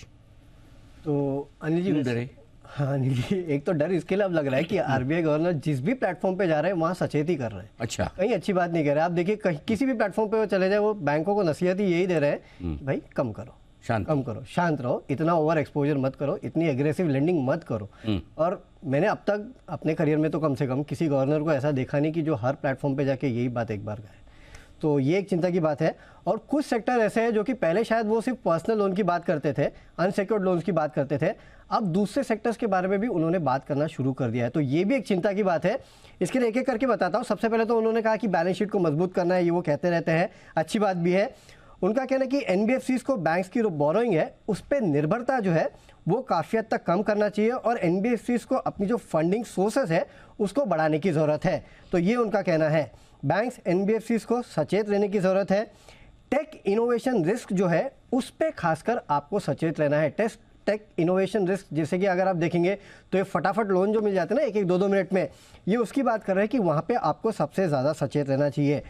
साथ ही साथ उन्होंने ये भी कहा है कि ऑटो, हाउसिंग, एमएसएमई, ये सेक्टर जो है वहाँ पे आपको स्ट्रेस पे ध्यान रखना है। इनफैक्ट अगर मैं आपके उनको साफ वर्डिंग्स बताऊं जो हमारे रिपोर्टर्स ने भी हमें भेजा है कि loans for housing, auto and MSME sectors have exploded and are contributing to the growth, but built up of stress here cannot be ignored. यानी कि ये जो सेक्टर्स है इनमें काफ़ी अच्छी ग्रोथ है, लेकिन यहाँ पे जो स्ट्रेस बिल्टअप हो रहा है उसको आपको नज़रअंदाज नहीं करना है। RBI didn't touch them as growth is important too. तो ये स्टेटमेंट जो है पहले बार आरबीआई की तरफ से निकल के आया है कि ये जो सेक्टर्स है वहाँ के भी स्ट्रेस पे आप नज़र रखेगा। इसके अलावा जो माइक्रो सेक्टर्स है वहाँ पे भी आरबीआई का कहना है कि जो ब्याज दरें दी जा रही है वो काफ़ी ज़्यादा है, और इस सेक्टर पे भी, इस लेंडर्स पे यानी कि जो माइक्रो लेंडर्स है वहाँ पे भी आरबीआई की नज़र है। तो काफ़ी सारी नसीहत दी गई है जिसमें इनको कहा है कि आप ओवर लेंडिंग मत कीजिएगा, एग्रेसिव मत जाइएगा, जो टेक इनोवेशन रिस्क है उससे आप सचेत रहिएगा। साथ ही साथ कुछ नए सेक्टर्स के नाम भी आरबीआई ने लिए हैं। अब उन्होंने किस कंटेक्स्ट में या फिर कितने डीपली कहा है ये तो शायद आरबीआई की जब पॉलिसी निकलेगी तब हमें पता चलेगा, लेकिन फिलहाल कुछ नए सेक्टर्स आरबीआई ने अपने स्पीच में जोड़े हैं और शायद बैंक और एनबीएफसी सेक्टर के लिए खराब हो सकता है। इसके लिए आपने देखा इस पूरे स्पीच के बाद इस सेक्टर में गिरावट देखते हैं। ये चिंता आज बैंक निफ्टी को खाए जा रही थी, अब थोड़ी कम जरूर हुई है। 19,800 के ऊपर निकलकर निफ्टी टिकने की कोशिश करता हुआ दिख रहा है। बैंक निफ्टी 43,400 के हाईएस्ट ओपन इंटरेस्ट जो कॉल्स में थे उससे तो बाहर निकल गया, लेकिन उतना ही ओपन इंटरेस्ट 43,500 के कॉल पर भी है। वो अगली बाधा है, उससे 50 पॉइंट है दूर। आइए, हम दूर नहीं है, सुमित जी के लिए, बिगुल उनके लिए तैयार। सुमित का सुपरहिट।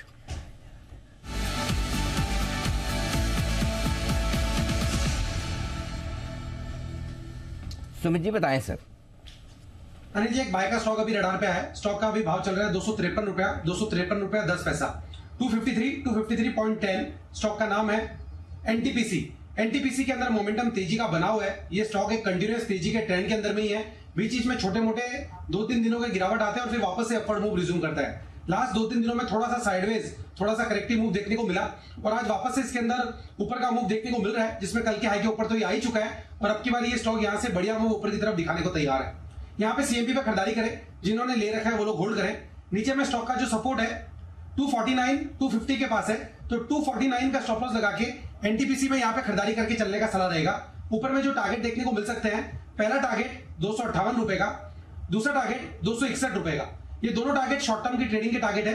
पोजिशन टारगेट में स्टॉक और ऊपर के लेवल दिखाएगा, तो 249 के स्टॉप लॉस से खरीदारी करें 258, 261 के टारगेट्स के लिए। 258, 261 दो टारगेट खरीदारी एनटीपीसी में। आइए राय ले ली जाए जरा कुणाल जी राकेश जी से भी चार्ट को ना।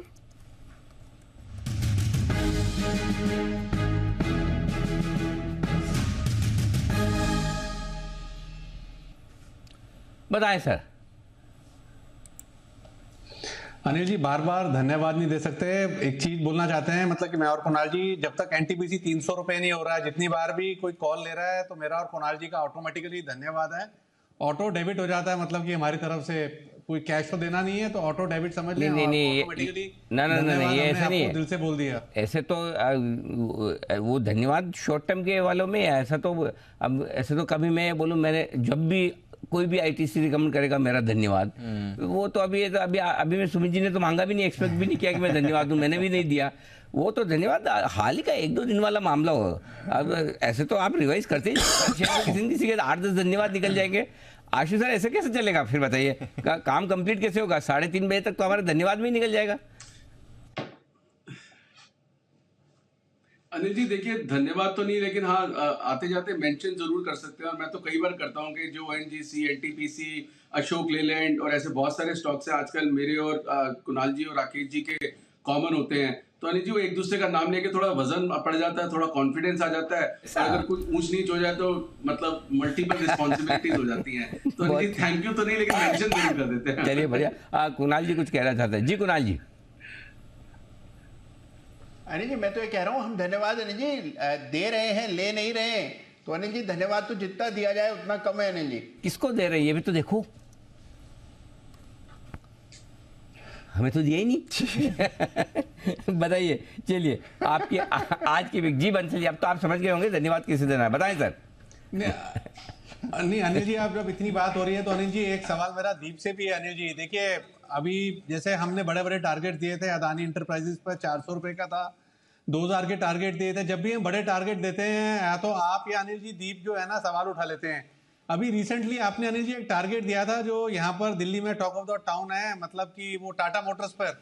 अगर आप ध्यान दें तो अनिल जी थोड़े समय पहले मैंने और कुणाल जी ने भी 1000 रुपए के टारगेट दिए थे, आपने यहाँ 2000 का टारगेट दिया है जी। और आपके अनिल जी बड़े टारगेट जो है ना वो सूनर, मतलब कि गाड़ी जैसे ट्रेन से निकलती है धीरे धीरे स्पीड पकड़ती है, तेजी से भागेगा। आपके वो 2000 के टारगेट थे अनिल जी, यहाँ पर तो सब लोगों ने नोट कर लिया जो बड़े निवेशक हैं जो लंबी अवधि का निवेश करते हैं। बट अनिल जी जिस तरीके से दीप मतलब कि शॉक हो गए, सरप्राइज हो गए, हमसे पूछते हैं, आपसे नहीं पूछा अनिल जी। मतलब कि अगर पूछते तो वजन बढ़ता। और मतलब कि जिन लोगों ने इग्नोर करा हुआ अनिल जी टाटा मोटर्स को, मतलब कि आपके जो 2000 के टारगेट्स आए हैं तो उसको भी देखते हैं ना। जैसे जब आपने एबी कैपिटल की बात करी थी, उस टाइम पे AB Capital was the most hated stock, तो उस पर भी काफी डिस्कशन हुआ था। तो एक तो लोग वो होते हैं जो आपने बोला लेते हैं, निवेश करते हैं, एक होते हैं कि इग्नोर कर देते हैं। तो कुछ लोगों का अनिल जी टाटा मोटर छूट भी गया है। कोई बात नहीं, छूट। पहली चीज़ तो ये कि देखो 2000 के टारगेट तो कोई महीने 2 महीने में नहीं आने वाले हैं, न साल 2 साल में, ये 5 साल की कहानी है कम से कम, ये ध्यान में रखें। दूसरी चीज़, दीप जो मेरे वाले पे सवाल नहीं उठाते तो उसका एक ही इस आंसर है, आप भी दीप के पास में बैठ के शो करें, आपको भी ये सुविधा मिलेगी। वेवलेंथ तो बेहतर हो जाएगी। बराबर है, वो फर्क पड़ता है पास में बैठे। तो आप चाहें तो, मुझे मालूम है आपका हाई कन्विक्शन आइडिया, तो फिर उसमें तो फिर बड़े टारगेट्स ही आते हैं। जी बंसल जी बताइए सर, आपकी हाँ चार्ट कॉर्नर की पिक बाकी है ना? पिक बाकी है जी, पिक है हमारी हिंदुस्तान यूनिलीवर, जिसको फ्राइडे को भी दिया था। उसके बाद अनिल जी हिमांशु जी तो याद रखते नहीं है कि हमें क्या क्या दिया, कॉल दे जाते हैं, नाम भी नहीं लेते हमारा। हिमांशु जी ने भी स्टॉक को दिया था और अब ये स्टॉक दोबारा से चलने के लिए तैयार हो रहा है। 2495 के अराउंड एक अच्छा बेस बनाया है और जिस तरीके का टेक्निकल स्ट्रक्चर है 2575 के भाव तो गोली की तरह देखने को मिलने चाहिए और एक अच्छा निवेश का शॉर्ट टर्म मीडियम टर्म का कैंडिडेट लग रहा है लीवर। ओवर टू कुणाल जी। अनिल जी देखिए, जो भी टेक्निकल एनालिसिस के विद्यार्थी है वो इस चार्ट को जब देखेंगे तो एक पैटर्न नजर आएगा जिसको सिमेट्रिकल ट्रायंगल पैटर्न कहते हैं। ब्रेकआउट आता हुआ नजर आ रहा है, सारे एवरेजेस को क्लियर करके अब स्टॉक एक नई टेरिटरी में जाता दिख रहा है। तो HUL काफी दिनों बाद चल रहा है, हमारी खरीदारी की राय है। यहां पर एक स्टॉप लॉस रख के, स्टॉप लॉस 2500 पर स्टॉप लॉस छोटा सा रख करके खरीदारी करें। पहला टारगेट होगा 2560 रुपए का, इवेंचुअल टारगेट 2585 रुपए। 2560 2585 ये है वो राय आपके लिए खरीदारी करने की। HUL ये लगातार कुणाल जी राकेश जी को पसंद आ भी रहा है और आज फिर से खरीदारी की रिकमेंडेशन आती दिख रही है। ओहो 82,585 को थोड़ा चेंज कराते हैं टारगेट, इतना टारगेट तो कुछ ज़्यादा हो जाएगा। आइए 2560 ये पहला टारगेट है HUL का। इस बीच बढ़ते आगे और शनिवार का दिन है बेहद इंपॉर्टेंट दीप, इसलिए कि हाँ एक तो छुट्टी है, मार्केट बंद है, इसलिए इम्पोर्टेंट है।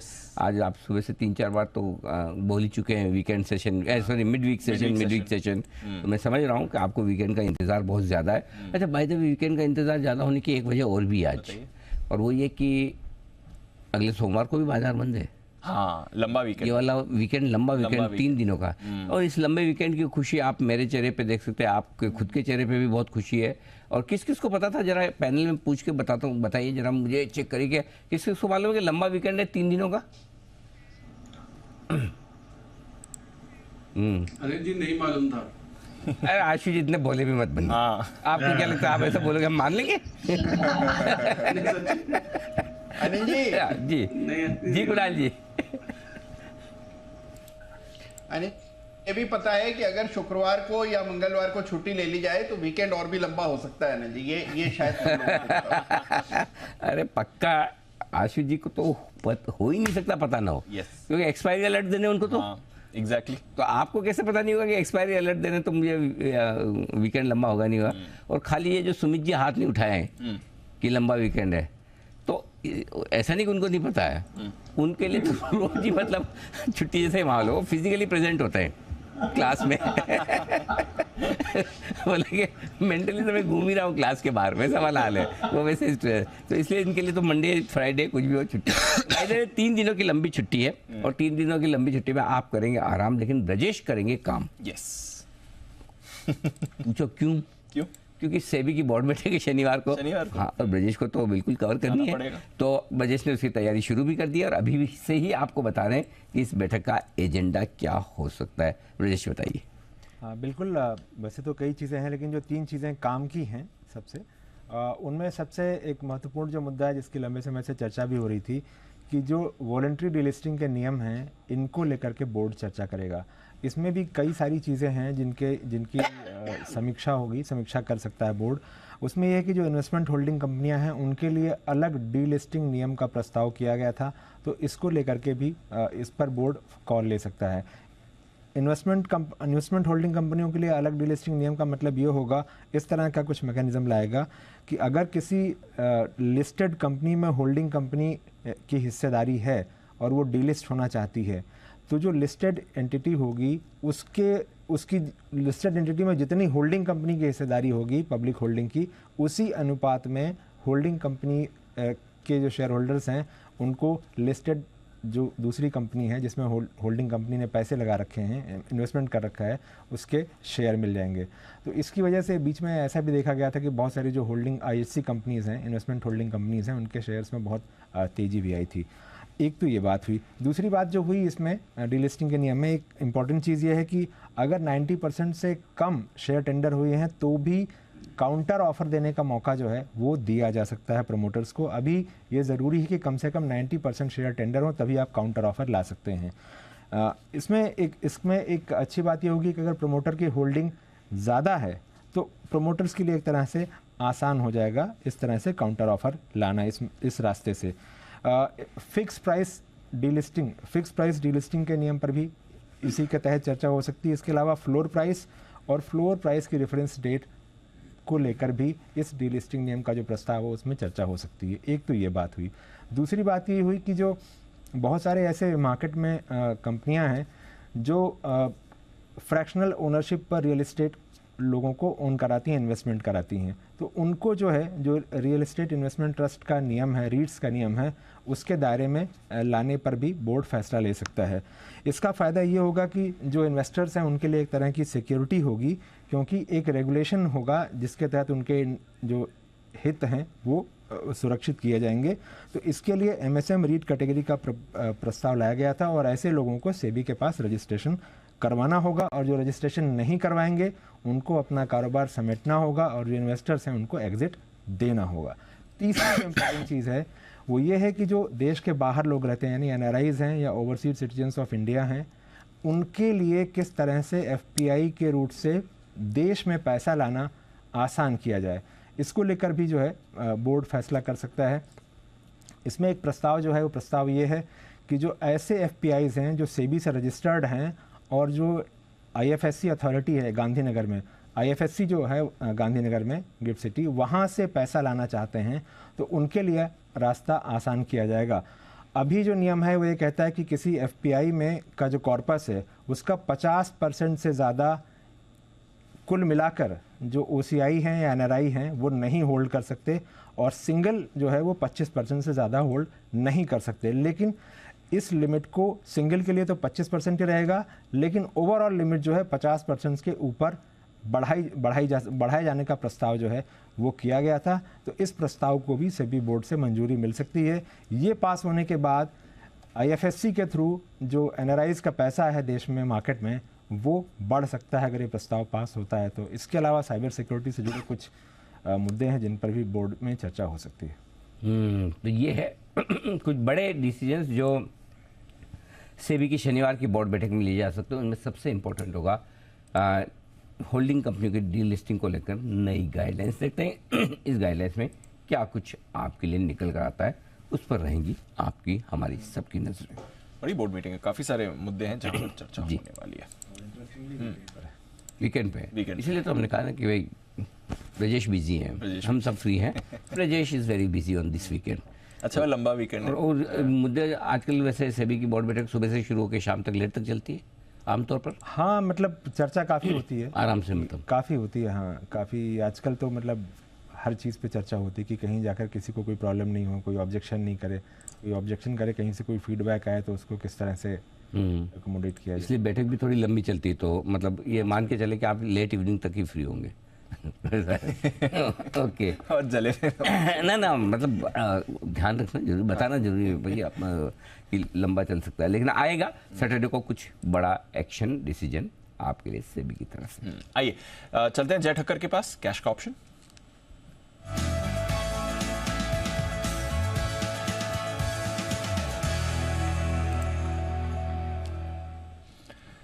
बताएं जय।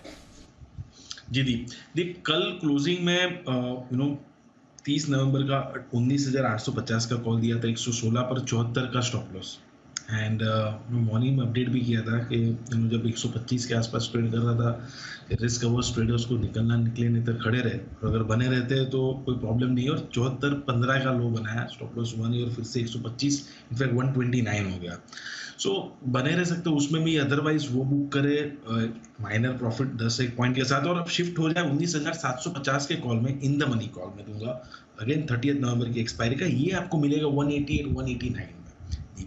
इन द मनी इसीलिए दे रहा हूँ बिकॉज आई थिंक दैट के जो अनिल जी ने भी रेंज की बात की, and I am absolutely in agreement with him कि 19,750 का जो लेवल है अब बहुत ही इंपॉर्टेंट है। आई डोंट थिंक दैट कि 700 ब्रेक होना चाहिए, वो ब्रेक होता है तो थोड़ा रिवर्सल आपको शॉर्ट टर्म में देखने मिलेगा। इफ दैट होल्ड्स तो yes, Nifty is heading towards 19,900 925, जो ये अप ट्रेंड के मेरे टारगेट्स भी रहे हैं, रिवाइज टारगेट्स।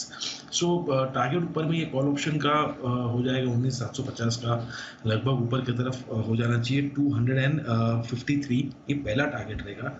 277 ये दूसरा टारगेट रहेगा। सो 253 एंड 277 ये दो टारगेट्स के लिए आप खरीदें।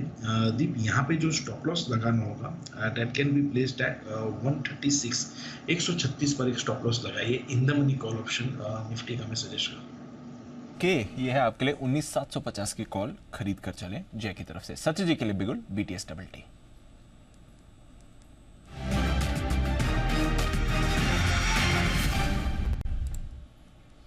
बताएं सर। दीपांशु, 2 कॉल्स यहाँ पर दूंगा, पता नहीं वापस मौका मिला ना मिले। जिस तरीके से मार्केट का परफॉर्मेंस है, शो की शुरुआत में हमने इन्फोसिस में एक ट्रेड आइडेंटिफाई किया था, एंड यहाँ पर आईटी में काफ़ी अच्छी स्ट्रेंथ है, सस्टेनेबल स्ट्रेंथ है। वहाँ पर परसिस्टेंट में एक फ्रेश ब्रेकआउट हुआ है, 65.20 का लेवल इसने काफ़ी कॉन्फिडेंटली तोड़ा है। एंड जिस तरीके से ओवरऑल इसका स्ट्रक्चर है, मुझे लग रहा है पोजिशनली 67-40 के आसपास के स्विंग्स बनने चाहिए कंफर्टेबली, बट ट्रेडिंग के लिहाज से मुझे लग रहा है 66-20 के स्विंग के लिए यहाँ पर ये मोमेंटम चेस किया जा सकता है 65-10 के स्टॉप लॉस के साथ। तो खरीदारी करनी है परसिस्टेंट के फ्यूचर्स में। एंड जो दूसरा स्टॉक आइडेंटिफाई किया है वो है बलरामपुर चीनी का। ये लेवल्स में कैश सेगमेंट के ही दे रहा हूँ। यहाँ पर भी अगर हम ब्रॉडर स्ट्रक्चर देखें तो काफ़ी समय के कंसोलिडेशन के बाद वीकली मंथली चार्ट पे एक अच्छा ब्रेकआउट एस्टैब्लिश हो रहा है। एंड जिस तरीके से ओवरऑल इसका स्ट्रक्चर रहा है, मुझे लग रहा है अच्छे वर्टिकल रैली के बावजूद भी ये जो मोमेंटम मिला है, ये मोमेंटम वैसे ही कंटिन्यू रहना चाहिए। सो 480 के पोजिशनल टारगेट के लिए यहाँ पर बलरामपुर चीनी में खरीदारी की जा सकती है। जो ब्रेकआउट लेवल था अराउंड 452 का, मुझे लग रहा है 451 के नीचे फ्रेश स्टॉप लॉसेस लगाने चाहिए, एंड यहाँ पर भी मोमेंटम चेस करना है बलरामपुर चीनी के काउंटर में। तो ये है राय आपके लिए बलरामपुर चीनी में खरीदारी करने की, आपके लिए आती हुई, और परसिस्टेंट में भी बहुत बढ़िया काम किया। सचिन जी कहा, सचिन जी का भी बाद में मौका मिले न मिले एक साथ 2 कर दो, this is very good strategy कि 2 कॉल एक साथ दे। लेकिन सचिन जी, मेरा मासूम सा सवाल आया इसमें, किसकी वजह से आपको इतना डर है कि मेरे को बाद में मौका मिलेगा नहीं मिलेगा? ऐसा कौन सा एक्सपर्ट है, पैनलिस्ट है, जिसकी वजह से आपको डर लग रहा है? आप जरा मुझे बता दें, मैं उसकी कॉल बंद करवा दूंगा। पे तो कभी रोक नहीं लगनी चाहिए। Calls as a technical analyst काफी प्रिसाइज होनी चाहिए, एंड मुझे लग रहा है थोड़ा सा उस वो चीज अवेयरनेस में रखनी है। तो बाकी तो कॉल्स तो आने ही चाहिए। नहीं ऐसे राजनीतिक जवाब है, ऐसा क्या इलेक्शन में खड़े हो जाओ ऐसा सब बात करनी है तो हम वोट देंगे आपको पक्का, हमको भी अच्छा लगता है ऐसे सुनने में। लेकिन सच्ची सच्ची बताओ, क्या बंसल जी से डर लगता है, सुमित जी से लगता है, या आशु सर 8 मिनट बोलता है, जो है खुल के बोला उसमें क्या है? डरने की बात ही नहीं। ओके, तो फिर आप ये कहो कि मेरे दो कॉल एक साथ आ गए। हाँ, फिर ये कहो कि मेरे 2 कॉल एक साथ आ गए, इसलिए 2 कॉल एक साथ दूंगा।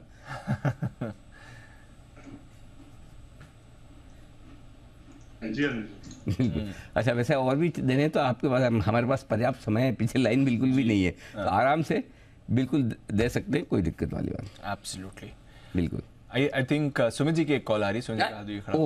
कहने की देर थी, लाइन नहीं है, सुमित जी ने लाइन शुरू करा दी। सुमित जी थोड़ा तो रुकते कम से कम। चलिए कोई बात नहीं, फ्री है हम तो। सुमित के सुपर हिट।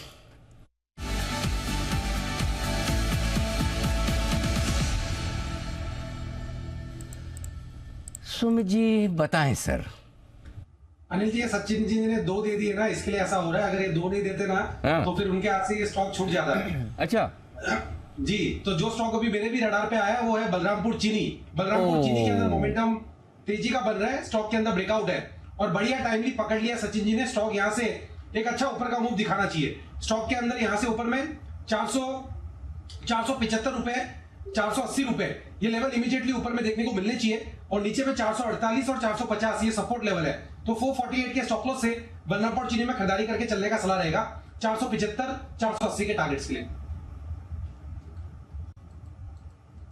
आपके लिए बलरामपुर चीनी, जिस पर आपको करनी है खरीदारी। अभी अभी सचिन जी की भी राय आई थी और राय आ चुकी है आपके लिए सुमित जी की तरफ से। शुगर स्पेस पर भी रखनी है आपको नजर, एक्शन आ रहा है। कुछ और स्टॉक्स भी रखे नजर जहां पर आपको एक्शन आते हुए दिख रहा है। व्यू यहां पर भी है। By the way, I think Ashu ji आपकी भी राय थी बलरामपुर चीनी पर सर। दीपांशु, मैंने परसों दिया था और 443 का भाव था, तब 445 460 का स्प्रेड दिया था और दीपांशु कहा था कि one of the rare sugar stock identify हुआ है। बहुत रेयरली मैं शुगर स्टॉक्स ट्रैक करता हूं और 443 का भाव था दीपांशु। मैं अभी देख रहा था, सुमित ने कॉल दी तो 461 हो गया है। तो मेरा तो दीपांशु कॉल था ही तेजी का और कंटिन्यू रखना है। कंटिन्यू रखना है। कंसेंसस व्यू एक तरह से मान लीजिए आशु सर का कन्विक्शन है, सचिन जी और सुमित जी को भी पसंद है। मूव इस पर अच्छी आ सकती है, बट बलरामपुर में तो मूव आ रही है। एक स्टॉक जिसमें ऑलरेडी मूव आ चुकी है, 20% के सीधे सर्किट पर है। आज सुबह यहां पर एक खबर आई थी और खबर के बाद जबरदस्त एक्शन बना है। कौन सा है स्टॉक और क्या है खबर, आइए जानते हैं एक बार आशीष की तरफ से। आशीष, क्या हो रहा है बताइए। दीपांशु, स्टॉक है सीजी पावर, जहां पर अगर आप देखें तो बड़ी तेजी आई है। आज 20% के सर्किट पर लॉक हो गया, लेकिन स्टॉक चल रहा है ऑल टाइम हाई पर और स्टॉक में जिस प्रकार की तेजी आपको देखने को मिली, काफ़ी बड़ी तेजी है। साल की शुरुआत से लेके 77% ऊपर है और याद आता है कि कोविड के दौरान ये स्टॉक शायद 5, 6, 7 रुपए के आसपास था, वहाँ से 450 रुपये प्लस हो गया सर। बिल्कुल नहीं, एनसीएलटी का नहीं था मामला, कुछ तो था ना ऐसा कि डेट से रिलेटेड था, डेट रिलेटेड रिस्ट्रक्चरिंग हुई थी बाद में, 5-7 रुपये से 450 रुपये। बताइए। आज खबर सर ये आ रही है कि सेमीकंडक्टर फैसिलिटी लगाने के लिए इन्होंने आवेदन दे दिया गया और इसमें ये अगले 5 साल में 6,600 करोड़ का बड़ा निवेश करेंगे। जेवीज के भी ऐलान कर रहे हैं और इसी के चलते हमने देखा कि जैसी खबर आई सीधे स्टॉक जो है 20% की ऊपरी सर्किट पर लग गया। लेकिन इसके अलावा भी अगर आप देखें तो सिर्फ स्टॉक के प्राइस में नहीं, अगर आप कंपनी के फाइनेंशियल्स में भी देखें, ऑर्डर बुक के लिहाज से, बिजनेस प्रोस्पेक्ट्स के लिहाज से भी देखें तो टर्न अराउंड काफी विजिबल है। कंपनी की ऑर्डर बुक फिलहाल 5,229 करोड़ के आसपास है, जो कि अगर पिछले साल से कंपेयर करके देखें तो ग्रोथ 44% की देखने को मिली है। और जो ऑर्डर इनटेक है यहाँ पर भी अगर आप देखें तो अच्छा खासा पिछले साल के मुकाबले 22% का बढ़िया इजाफा आपको देखने को मिला है। 36% हिस्सा जो इनकी ऑर्डर बुक का है वो इंडस्ट्रियल सिस्टम से आता है, बाकी का 34% पावर सिस्टम से आता है और यहाँ पर लगातार बढ़त देखने को मिली है। लेकिन जो खबर आई है सेमीकंडक्टर की, जो आवेदन किया इन्होंने फैसिलिटी लगाने के लिए, उसके बाद बड़ी तेजी आ गई। और इनकी एक पेरेंट कंपनी है ट्यूब इन्वेस्टमेंट्स, यहाँ पर भी अगर आप देखें तो काफी बढ़िया तेजी है। हालांकि कंपेरेटिवली उतना बड़ा मूव नहीं है, लेकिन प्रमोटर हैं, 58% हिस्सेदारी यहाँ पर ये होल्ड करते हैं। साल की शुरुआत से अगर आप देखें तो 30% और पिछले एक साल के अंदर 43% की तेजी आ गई। ट्यूब इन्वेस्टमेंट में भी अगर आप देखें तो इस खबर के बाद अच्छी तेजी आई है। तो ट्यूब इन्वेस्टमेंट में अच्छी तेजी आई है, सीजी पावर में भी आपको अच्छी तेज आती हुई दिख रही है और स्टॉक में भी बढ़िया मूव आया। तो रखिए नजर, सीजी पावर 20% के सर्किट पर स्ट्रेट अवे ये जाते हुए आपको दिख रहा है। ओके, चार्ट कॉर्नर चलते हैं राकेश जी कुणाल जी के पास।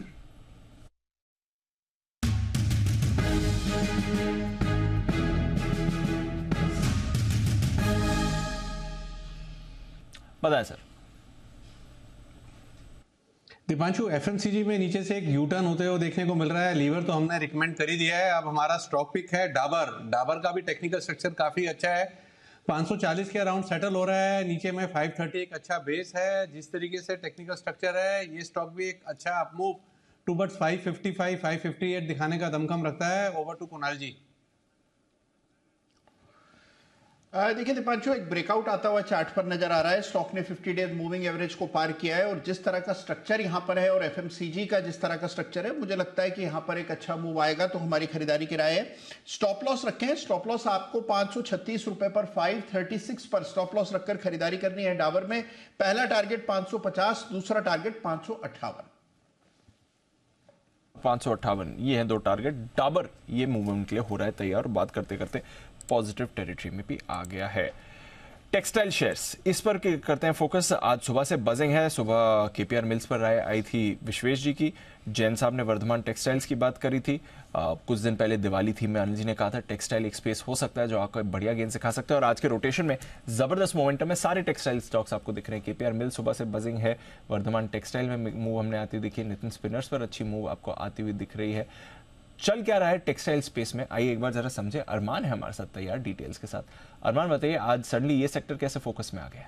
देखिए बिल्कुल, अगर आप देखें ये कॉम्बिनेशन ऑफ थिंग्स जो है वो होता हुआ दिख रहा है। सबसे पहले अगर आप बात करें, बांग्लादेश में जो गारमेंट के वर्कर्स हैं वो अक्टूबर के आखिरी हफ्ते से वहाँ पर लगातार स्ट्राइक चल रही है। और क्योंकि बांग्लादेश की अगर आप पोजीशनिंग देखें तो उस हिसाब से जो गारमेंट इंडस्ट्री का एक्सपोर्ट है वो उसमें पूरे ग्लोब में एक दिग्गज है, तो वहाँ पर लगभग 1 महीने के आसपास से स्ट्राइक चल रही है। तो दूसरी वो जो डिमांड है उसका हो सकता है फ़ायदा इंडियन जो बनाने वाले हैं उनको आता हुआ दिखे।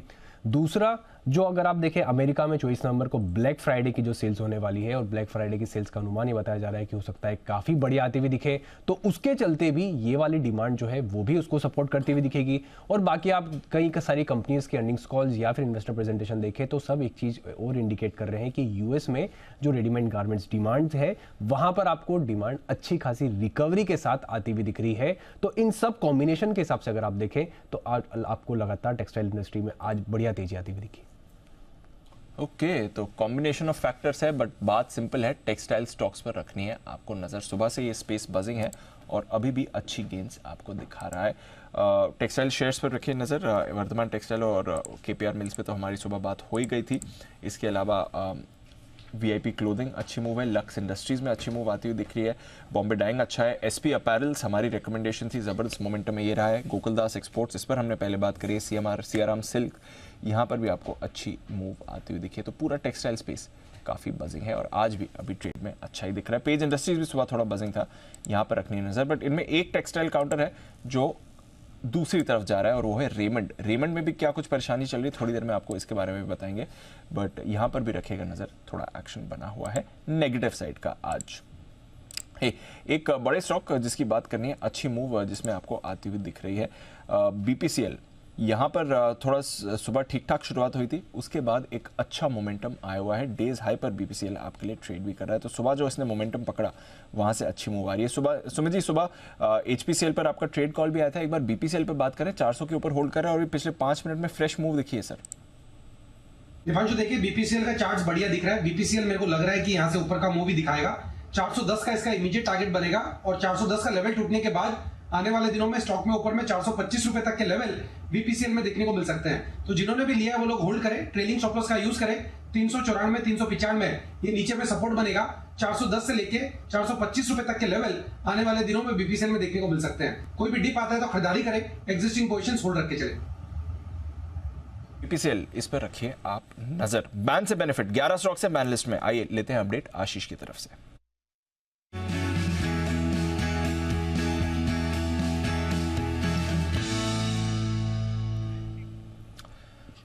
लकी नंबर 11 है। लकी नंबर लिफाफा नंबर 11 है। क्रिकेट की टीम में अब हम भूलने की कोशिश कर रहे हैं। क्या ये आशु जी, ये बार बार दीप मुझे क्रिकेट वाला याद दिला देते, इनका क्या किया जाए?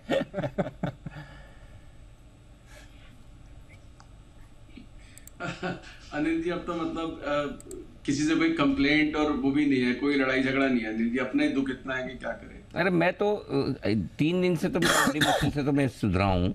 मैं वो निफ्टी सेंचुरी मार के ओपन होता तो अब मैं 100 पॉइंट बोलने लगा। मैंने सेंचुरी बोलना ही बंद कर दिया, हाफ सेंचुरी बोलते ही नहीं। मैंने कहा फिर याद आ जाती वापस से वर्ल्ड कप के, तो मैं पॉइंट ही बोलना चालू कर दिया। तो अभी दीप ने वापस हमको याद दिला दी, क्रिकेट टीम में 11 प्लेयर है। जी जी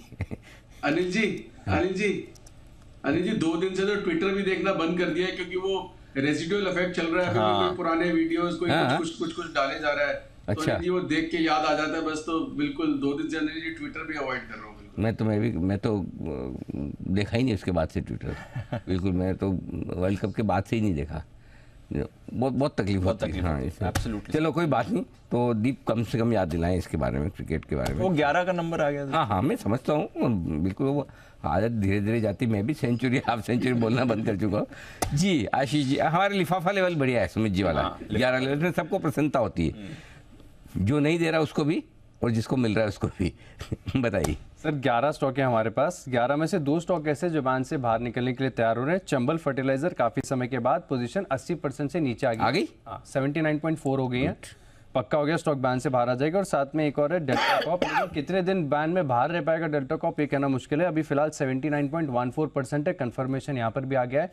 तो 11 में से 2 स्टॉक ऐसे हैं जो निश्चित हैं बैन से बाहर मिल जाएंगे, लेकिन लगातार अपडेट्स तो आती रहती हैं। एक स्टॉक है थोड़ा सा सरप्राइजिंग है, हालांकि पूरी स्पेस में आज मूव भी देखने को मिला है।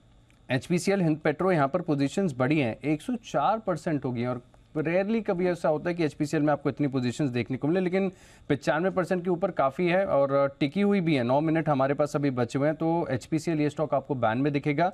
2 स्टॉक हैं, चंबल फर्टिलाइजर और डेल्टा कॉप, ये 2 स्टॉक आपको बैन से बाहर निकलेंगे। HPCL तो बैन वाला स्टॉक है नहीं, पहली बार शायद मुझे पहली बार ही दिख रहा है मुझे भी। बट चलिए HPCL पर रखिए नजर। सुमित जी की राय भी थी, पोजीशन अपनी अकॉर्डिंगली मैनेज करिए। पूरी संभावना है कल बैन में आपको ये दिखे।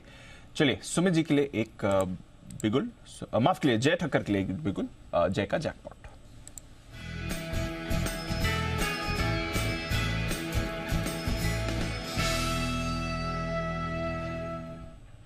बताएं जय। बाटा फ्यूचर्स खरीदना है, ये 1614 1615 के आसपास मिल रहा है, इसको खरीदना है। यहाँ पे एक बहुत ही बढ़िया रिवर्सल एग्जैक्ट 61% रिट्रेसमेंट से हुआ है उसके प्रीवियस राइज के। अगर मैं वीकली डेली मंथली चार्ट्स देखूँ तो ऑल डिग्रीज यहाँ पे एक बुलिश क्रॉसओवर देखने मिला है, फॉलिंग चैनल में से ब्रेकआउट आया है। एंड मुझे ऐसा लग रहा है कि यही सीरीज में लगभग आपको 1665 तक के लेवल्स नेक्स्ट वीक मैक्स देखने मिलेंगे। ये फर्स्ट टारगेट रहेगा दीप। एंड अगर फर्दर अगर आपको मूव देखने मिला तो 1690 तक की लेवल्स भी मिलेंगे। सो 2 टारगेट्स है दीप, 1665 1690। ये 2 टारगेट्स के लिए आप बाटा फ्यूचर्स को खरीदें। यहाँ पे आपको स्टॉप लॉस लगाना होगा 1585 का। सो नियरली अराउंड 30 पॉइंट्स का एक डाउनसाइड रिस्क है, बट अपसाइड पोटेंशियल लगभग 50 रुपए से लेकर दीप 75 रुपए का है। सो गुड रिस्क है आपके लिए। बाटा यहां पर करनी है खरीदारी। सुबह भी बाटा पर खरीदारी की राय आ रही थी, स्टॉक भी थोड़ा मोमेंटम में आपको दिख रहा था। पहला कॉल था ओपनिंग के बाद वागले साहब का, और अब जय की तरफ से भी इस पर कन्विक्शन आते हुए दिख रहा है। तो बाटा यहां पर मोमेंटम बन रहा है। बट आइए आज की फाइनल मार्केट स्ट्रैटेजी ले ली जाए अनिल जी की तरफ से।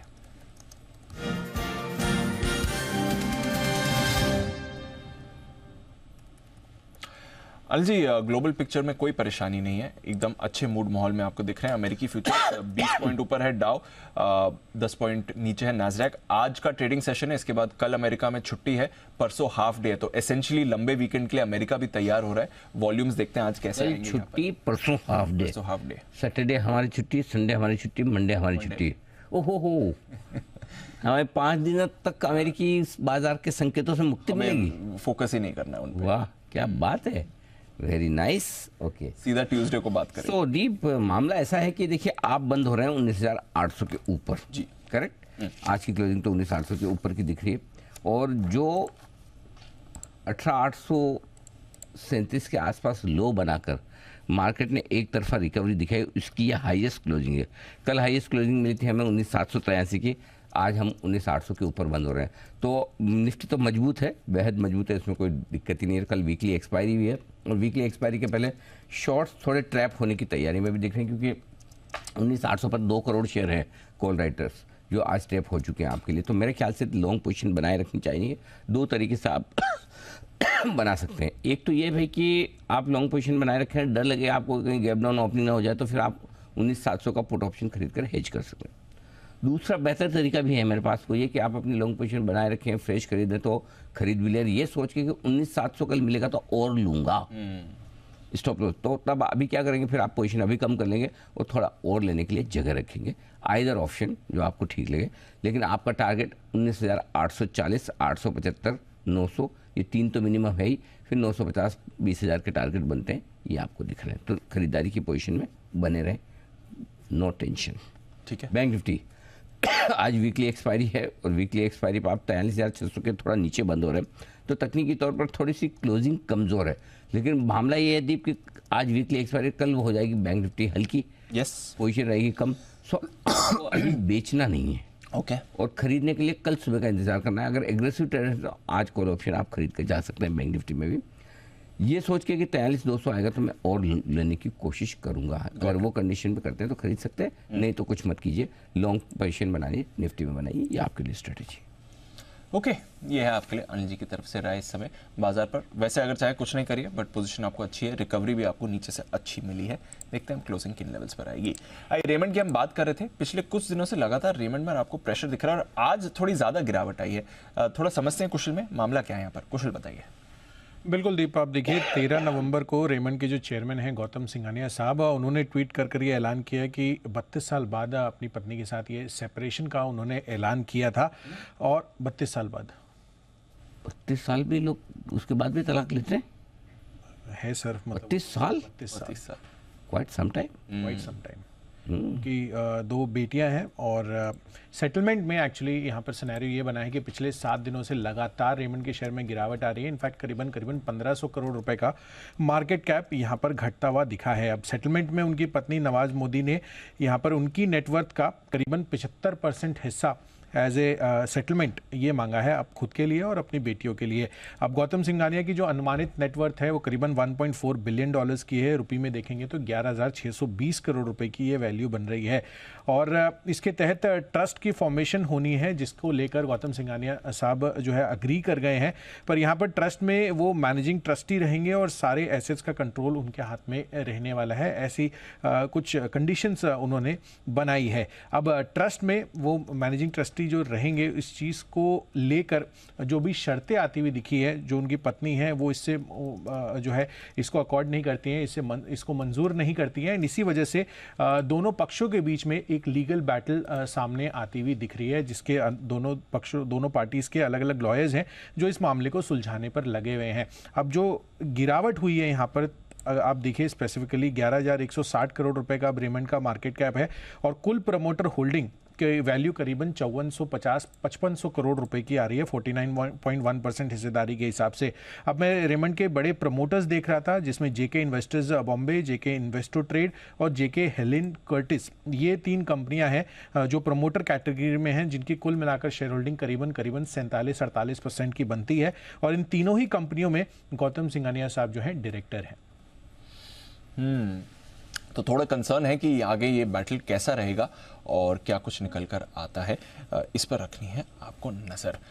एक बार नज़र रखिए जोमेटो को। यहाँ पर खबर आ रही है स्विगी और जोमेटो दोनों को जीएसटी डिमांड नोटिस जारी किया गया है। करीब 500 करोड़ के ये डिमांड नोटिस हैं। अब इसमें क्लैरिटी नहीं है कि दोनों को मिलाकर ये 500 करोड़ नोटिस हैं या फिर दोनों को ईच 500 करोड़ के नोटिस भेजे गए हैं। वो क्लैरिटी हम लाने की आपके लिए कोशिश करते हैं। बट स्विगी जोमेटो दोनों को जीएसटी डिमांड नोटिस भेजा गया है। एग्जैक्टली क्या ब्रेकअप है इस डिमांड नोटिस का, वो क्लैरिटी हमारे पास नहीं है। तो स्विगी को कितना डिमांड नोटिस गया है और जोमेटो को कितना डिमांड नोटिस गया है ये हमें नहीं मालूम, बट ये जरूर मालूम है कि डिमांड नोटिस भेजा गया है। तो थोड़ी कंसर्न की बात आ रही है। आज सुबह से थोड़ा प्रेशर भी बना हुआ था, हल्का सा ही प्रेशर, कोई ऐसी गिरावट नहीं है, बट जीएसटी डिमांड नोटिस यहाँ पर भी गया है। जो हम देख रहे हैं रिसेंटली काफी सारी कंपनीज को जीएसटी और आईटी डिमांड नोटिस भेजे गए हैं। इस पर रखनी है आपको नजर। आइए फिर क्लोजिंग की तरफ बढ़ते हैं और एक बार फिर से इंडेक्स लेवल पर आपको आज नरमी दिखी है, स्मॉल कैप्स में गिरावट दिखी है, बट मिड कैप थोड़ा आउट परफॉर्म कर रहे थे। बट आज सेकेंडरी मार्केट की जगह प्राइमरी मार्केट्स में जबरदस्त एक्शन है, जहां पर आईपीओस को शानदार रिस्पांस मिल रहा है। बट नॉनदलेस टॉप गेनर आपका बीपीसीएल, जिसकी अभी बात हो रही थी। सिप्ला में अच्छी मूव आई है, लाइफ हाई पर था ये काउंटर। एनटीपीसी यहां पर अभी खरीदारी की राय आई थी आपके लिए। इन्फोसिस यहां पर थोड़ी देर पहले खरीदारी की राय आई थी। आईटीसी भी अच्छा दिख रहा है, यहां पर भी आपके लिए बाय कॉल आया था। टाइटन भी सुबह से बजिंग है, मूव अच्छी आती हुई दिख रही है। Apollo Hospitals, Hero MotoCorp, Bajaj Auto, Tech Mahindra, Axis Bank, HUL, TCS जैसे दिग्गज, L&T, बजाज फाइनेंस, यहाँ पर भी खरीदारी दिखी और रिलायंस इंडस्ट्रीज भी आपका 0.1% ऊपर बंद हुआ है। गिरावट कहां पर आई है? बैंक्स थोड़े कमजोर थे, specially private banks. IndusInd, Kotak दोनों में आपने वीकनेस बनती हुई देखी है। HDFC बैंक और ICICI बैंक भी कमजोर थे और SBI भी थोड़ा नरम था। एंड में रिकवरी जरूर आई बट बैंक निफ्टी आपका 225 पॉइंट नीचे ही बंद होते हुए दिख रहा है और प्राइवेट बैंक्स का गिरावट में योगदान ज्यादा था। वायदा कारोबार में आई है बलरामपुर चीनी, अच्छी मूव यहां पर थी। औरो फार्मा बढ़िया मूव थी। जुबिलेंट फूड, भारत फोर्ज जहां पर हम बात भी कर रहे थे, बाटा जहां पर आपके लिए सुबह से बाय कॉल्स आ रही हैं, अच्छी मूव यहां पर भी आती हुई दिखी। गिरावट थी बर्जर पेंट्स में, GNFC, Vodafone, India bulls, PVR और वेदांता, ये थोड़ा फिसले बट अनिल जी 19,800 के ऊपर एटलीस्ट प्रोविजनल क्लोज आ गई। निफ्टी की फाइन क्लोज भी इसके आसपास ही आएगी। बैंक निफ्टी भी उतना खराब नहीं है जितना थोड़ी देर पहले दिख रहा था, 43,450 के ऊपर क्लोजिंग आ रही है। बट आज स्मॉल कैप की ज्यादा गिरावट है, 1.25% फिसला है सर स्मॉल कैप इंडेक्स। बिल्कुल, तो ब्रॉडर मार्केट में थोड़ा सा शेयरों में आज रहा मुनाफा वसूली का रुझान और यही वजह कि बढ़ने वाले शेयरों की संख्या रही थोड़ी कम। BSE पर 1780 शेयर रहे मजबूत, 2200 शेयर में रही कमजोरी और NSE पर 950 शेयर मजबूत है तो 1350 शेयर कमजोर। तो लगातार 30 दिन स्मॉल कैप शेयरों में थोड़ी प्रॉफिट बुकिंग आती हुई दिखी है। चलिए बढ़िया है, ये है आपके लिए भरपूर एक्शन। आइए इसी एक्शन को आगे बढ़ाते हैं और देख लेते हैं बाजार बंद होने के बाद क्या कुछ आपके लिए है खास।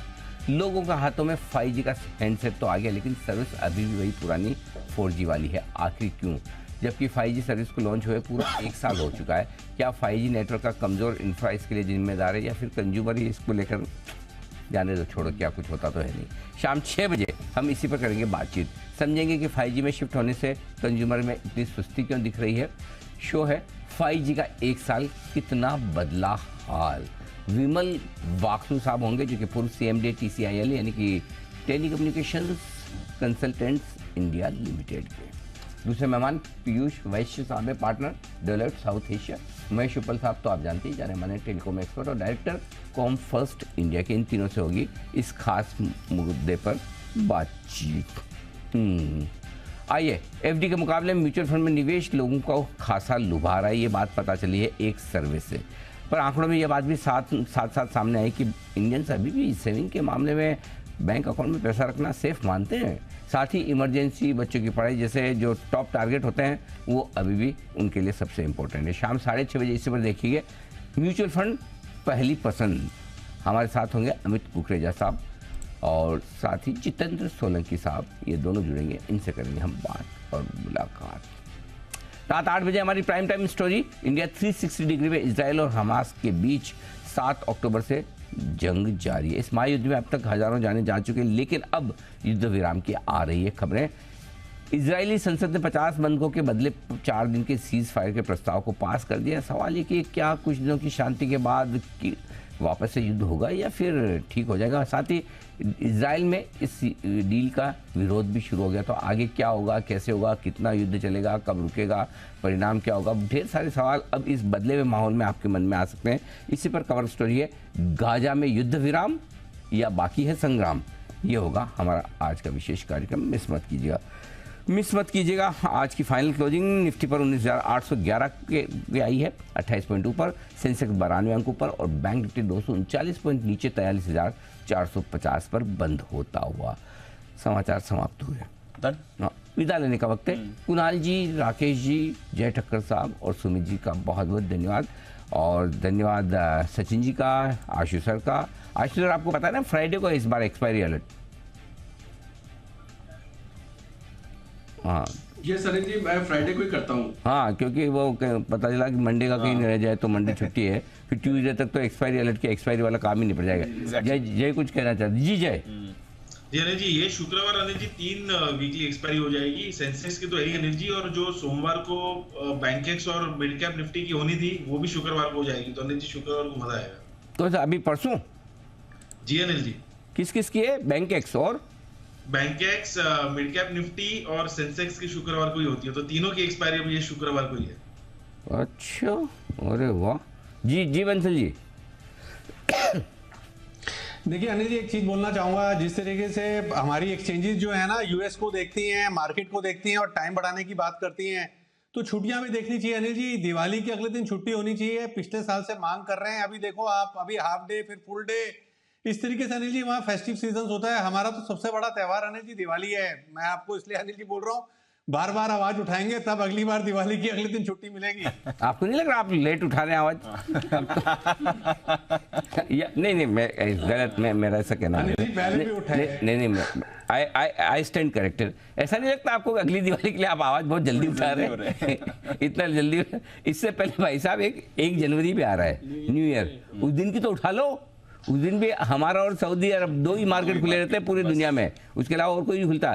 तो अगर आपको मोर्चा वोर्चा निकालना है और कोई आमरण अनशन करना चाहें, भूख हड़ताल करना चाहें, ऐसा कुछ करो बंसल जी जिससे नोटिस में आए। ये खाली ऐसे मेरे सामने आवाज उठाने से कोई फायदा नहीं होगा। ये तो हम कई सालों से कर चुके, कुछ नहीं हो रहा। मैं कुणाल जी क्या कुछ करवाएं क्या ऐसा बंसल जी से 11 दिनों का उपवास, ऐसा कुछ? अनिल जी ये सब उपवास अनशन अगर अनिल जी इससे सफल हो पाते बंसल जी तो अभी तक घर की स्थिति बेहतर हो गई होती है अनिल जी, घर पे सफल हो गए होते तो उनकी सुनी नहीं जाती अनिल जी, यहाँ पर भी नहीं सुनी जाएगी। चलो कोई और नया तरीका ढूंढा जाएगा बंसल जी की बात मनवाने का, लेकिन कुछ भी हो तरीका कोई भी हो मनवाने का, लेकिन पॉइंट बंसल जी का सही है, छुट्टी तो होनी चाहिए, चाहे वो दिवाली के दूसरे दिन हो या 1 जनवरी को, इसमें तो कोई डाउट नहीं। इस बार 1 जनवरी को मंडे है सर, मंडे है और भी खराब है और गड़बड़ है और खराब है। हे भगवान। अच्छा मंडे तो अब एक दिन पहले आप संडे है तो आपके पास तो कोई बहाना भी नहीं कि 31 नहीं मनाऊंगा।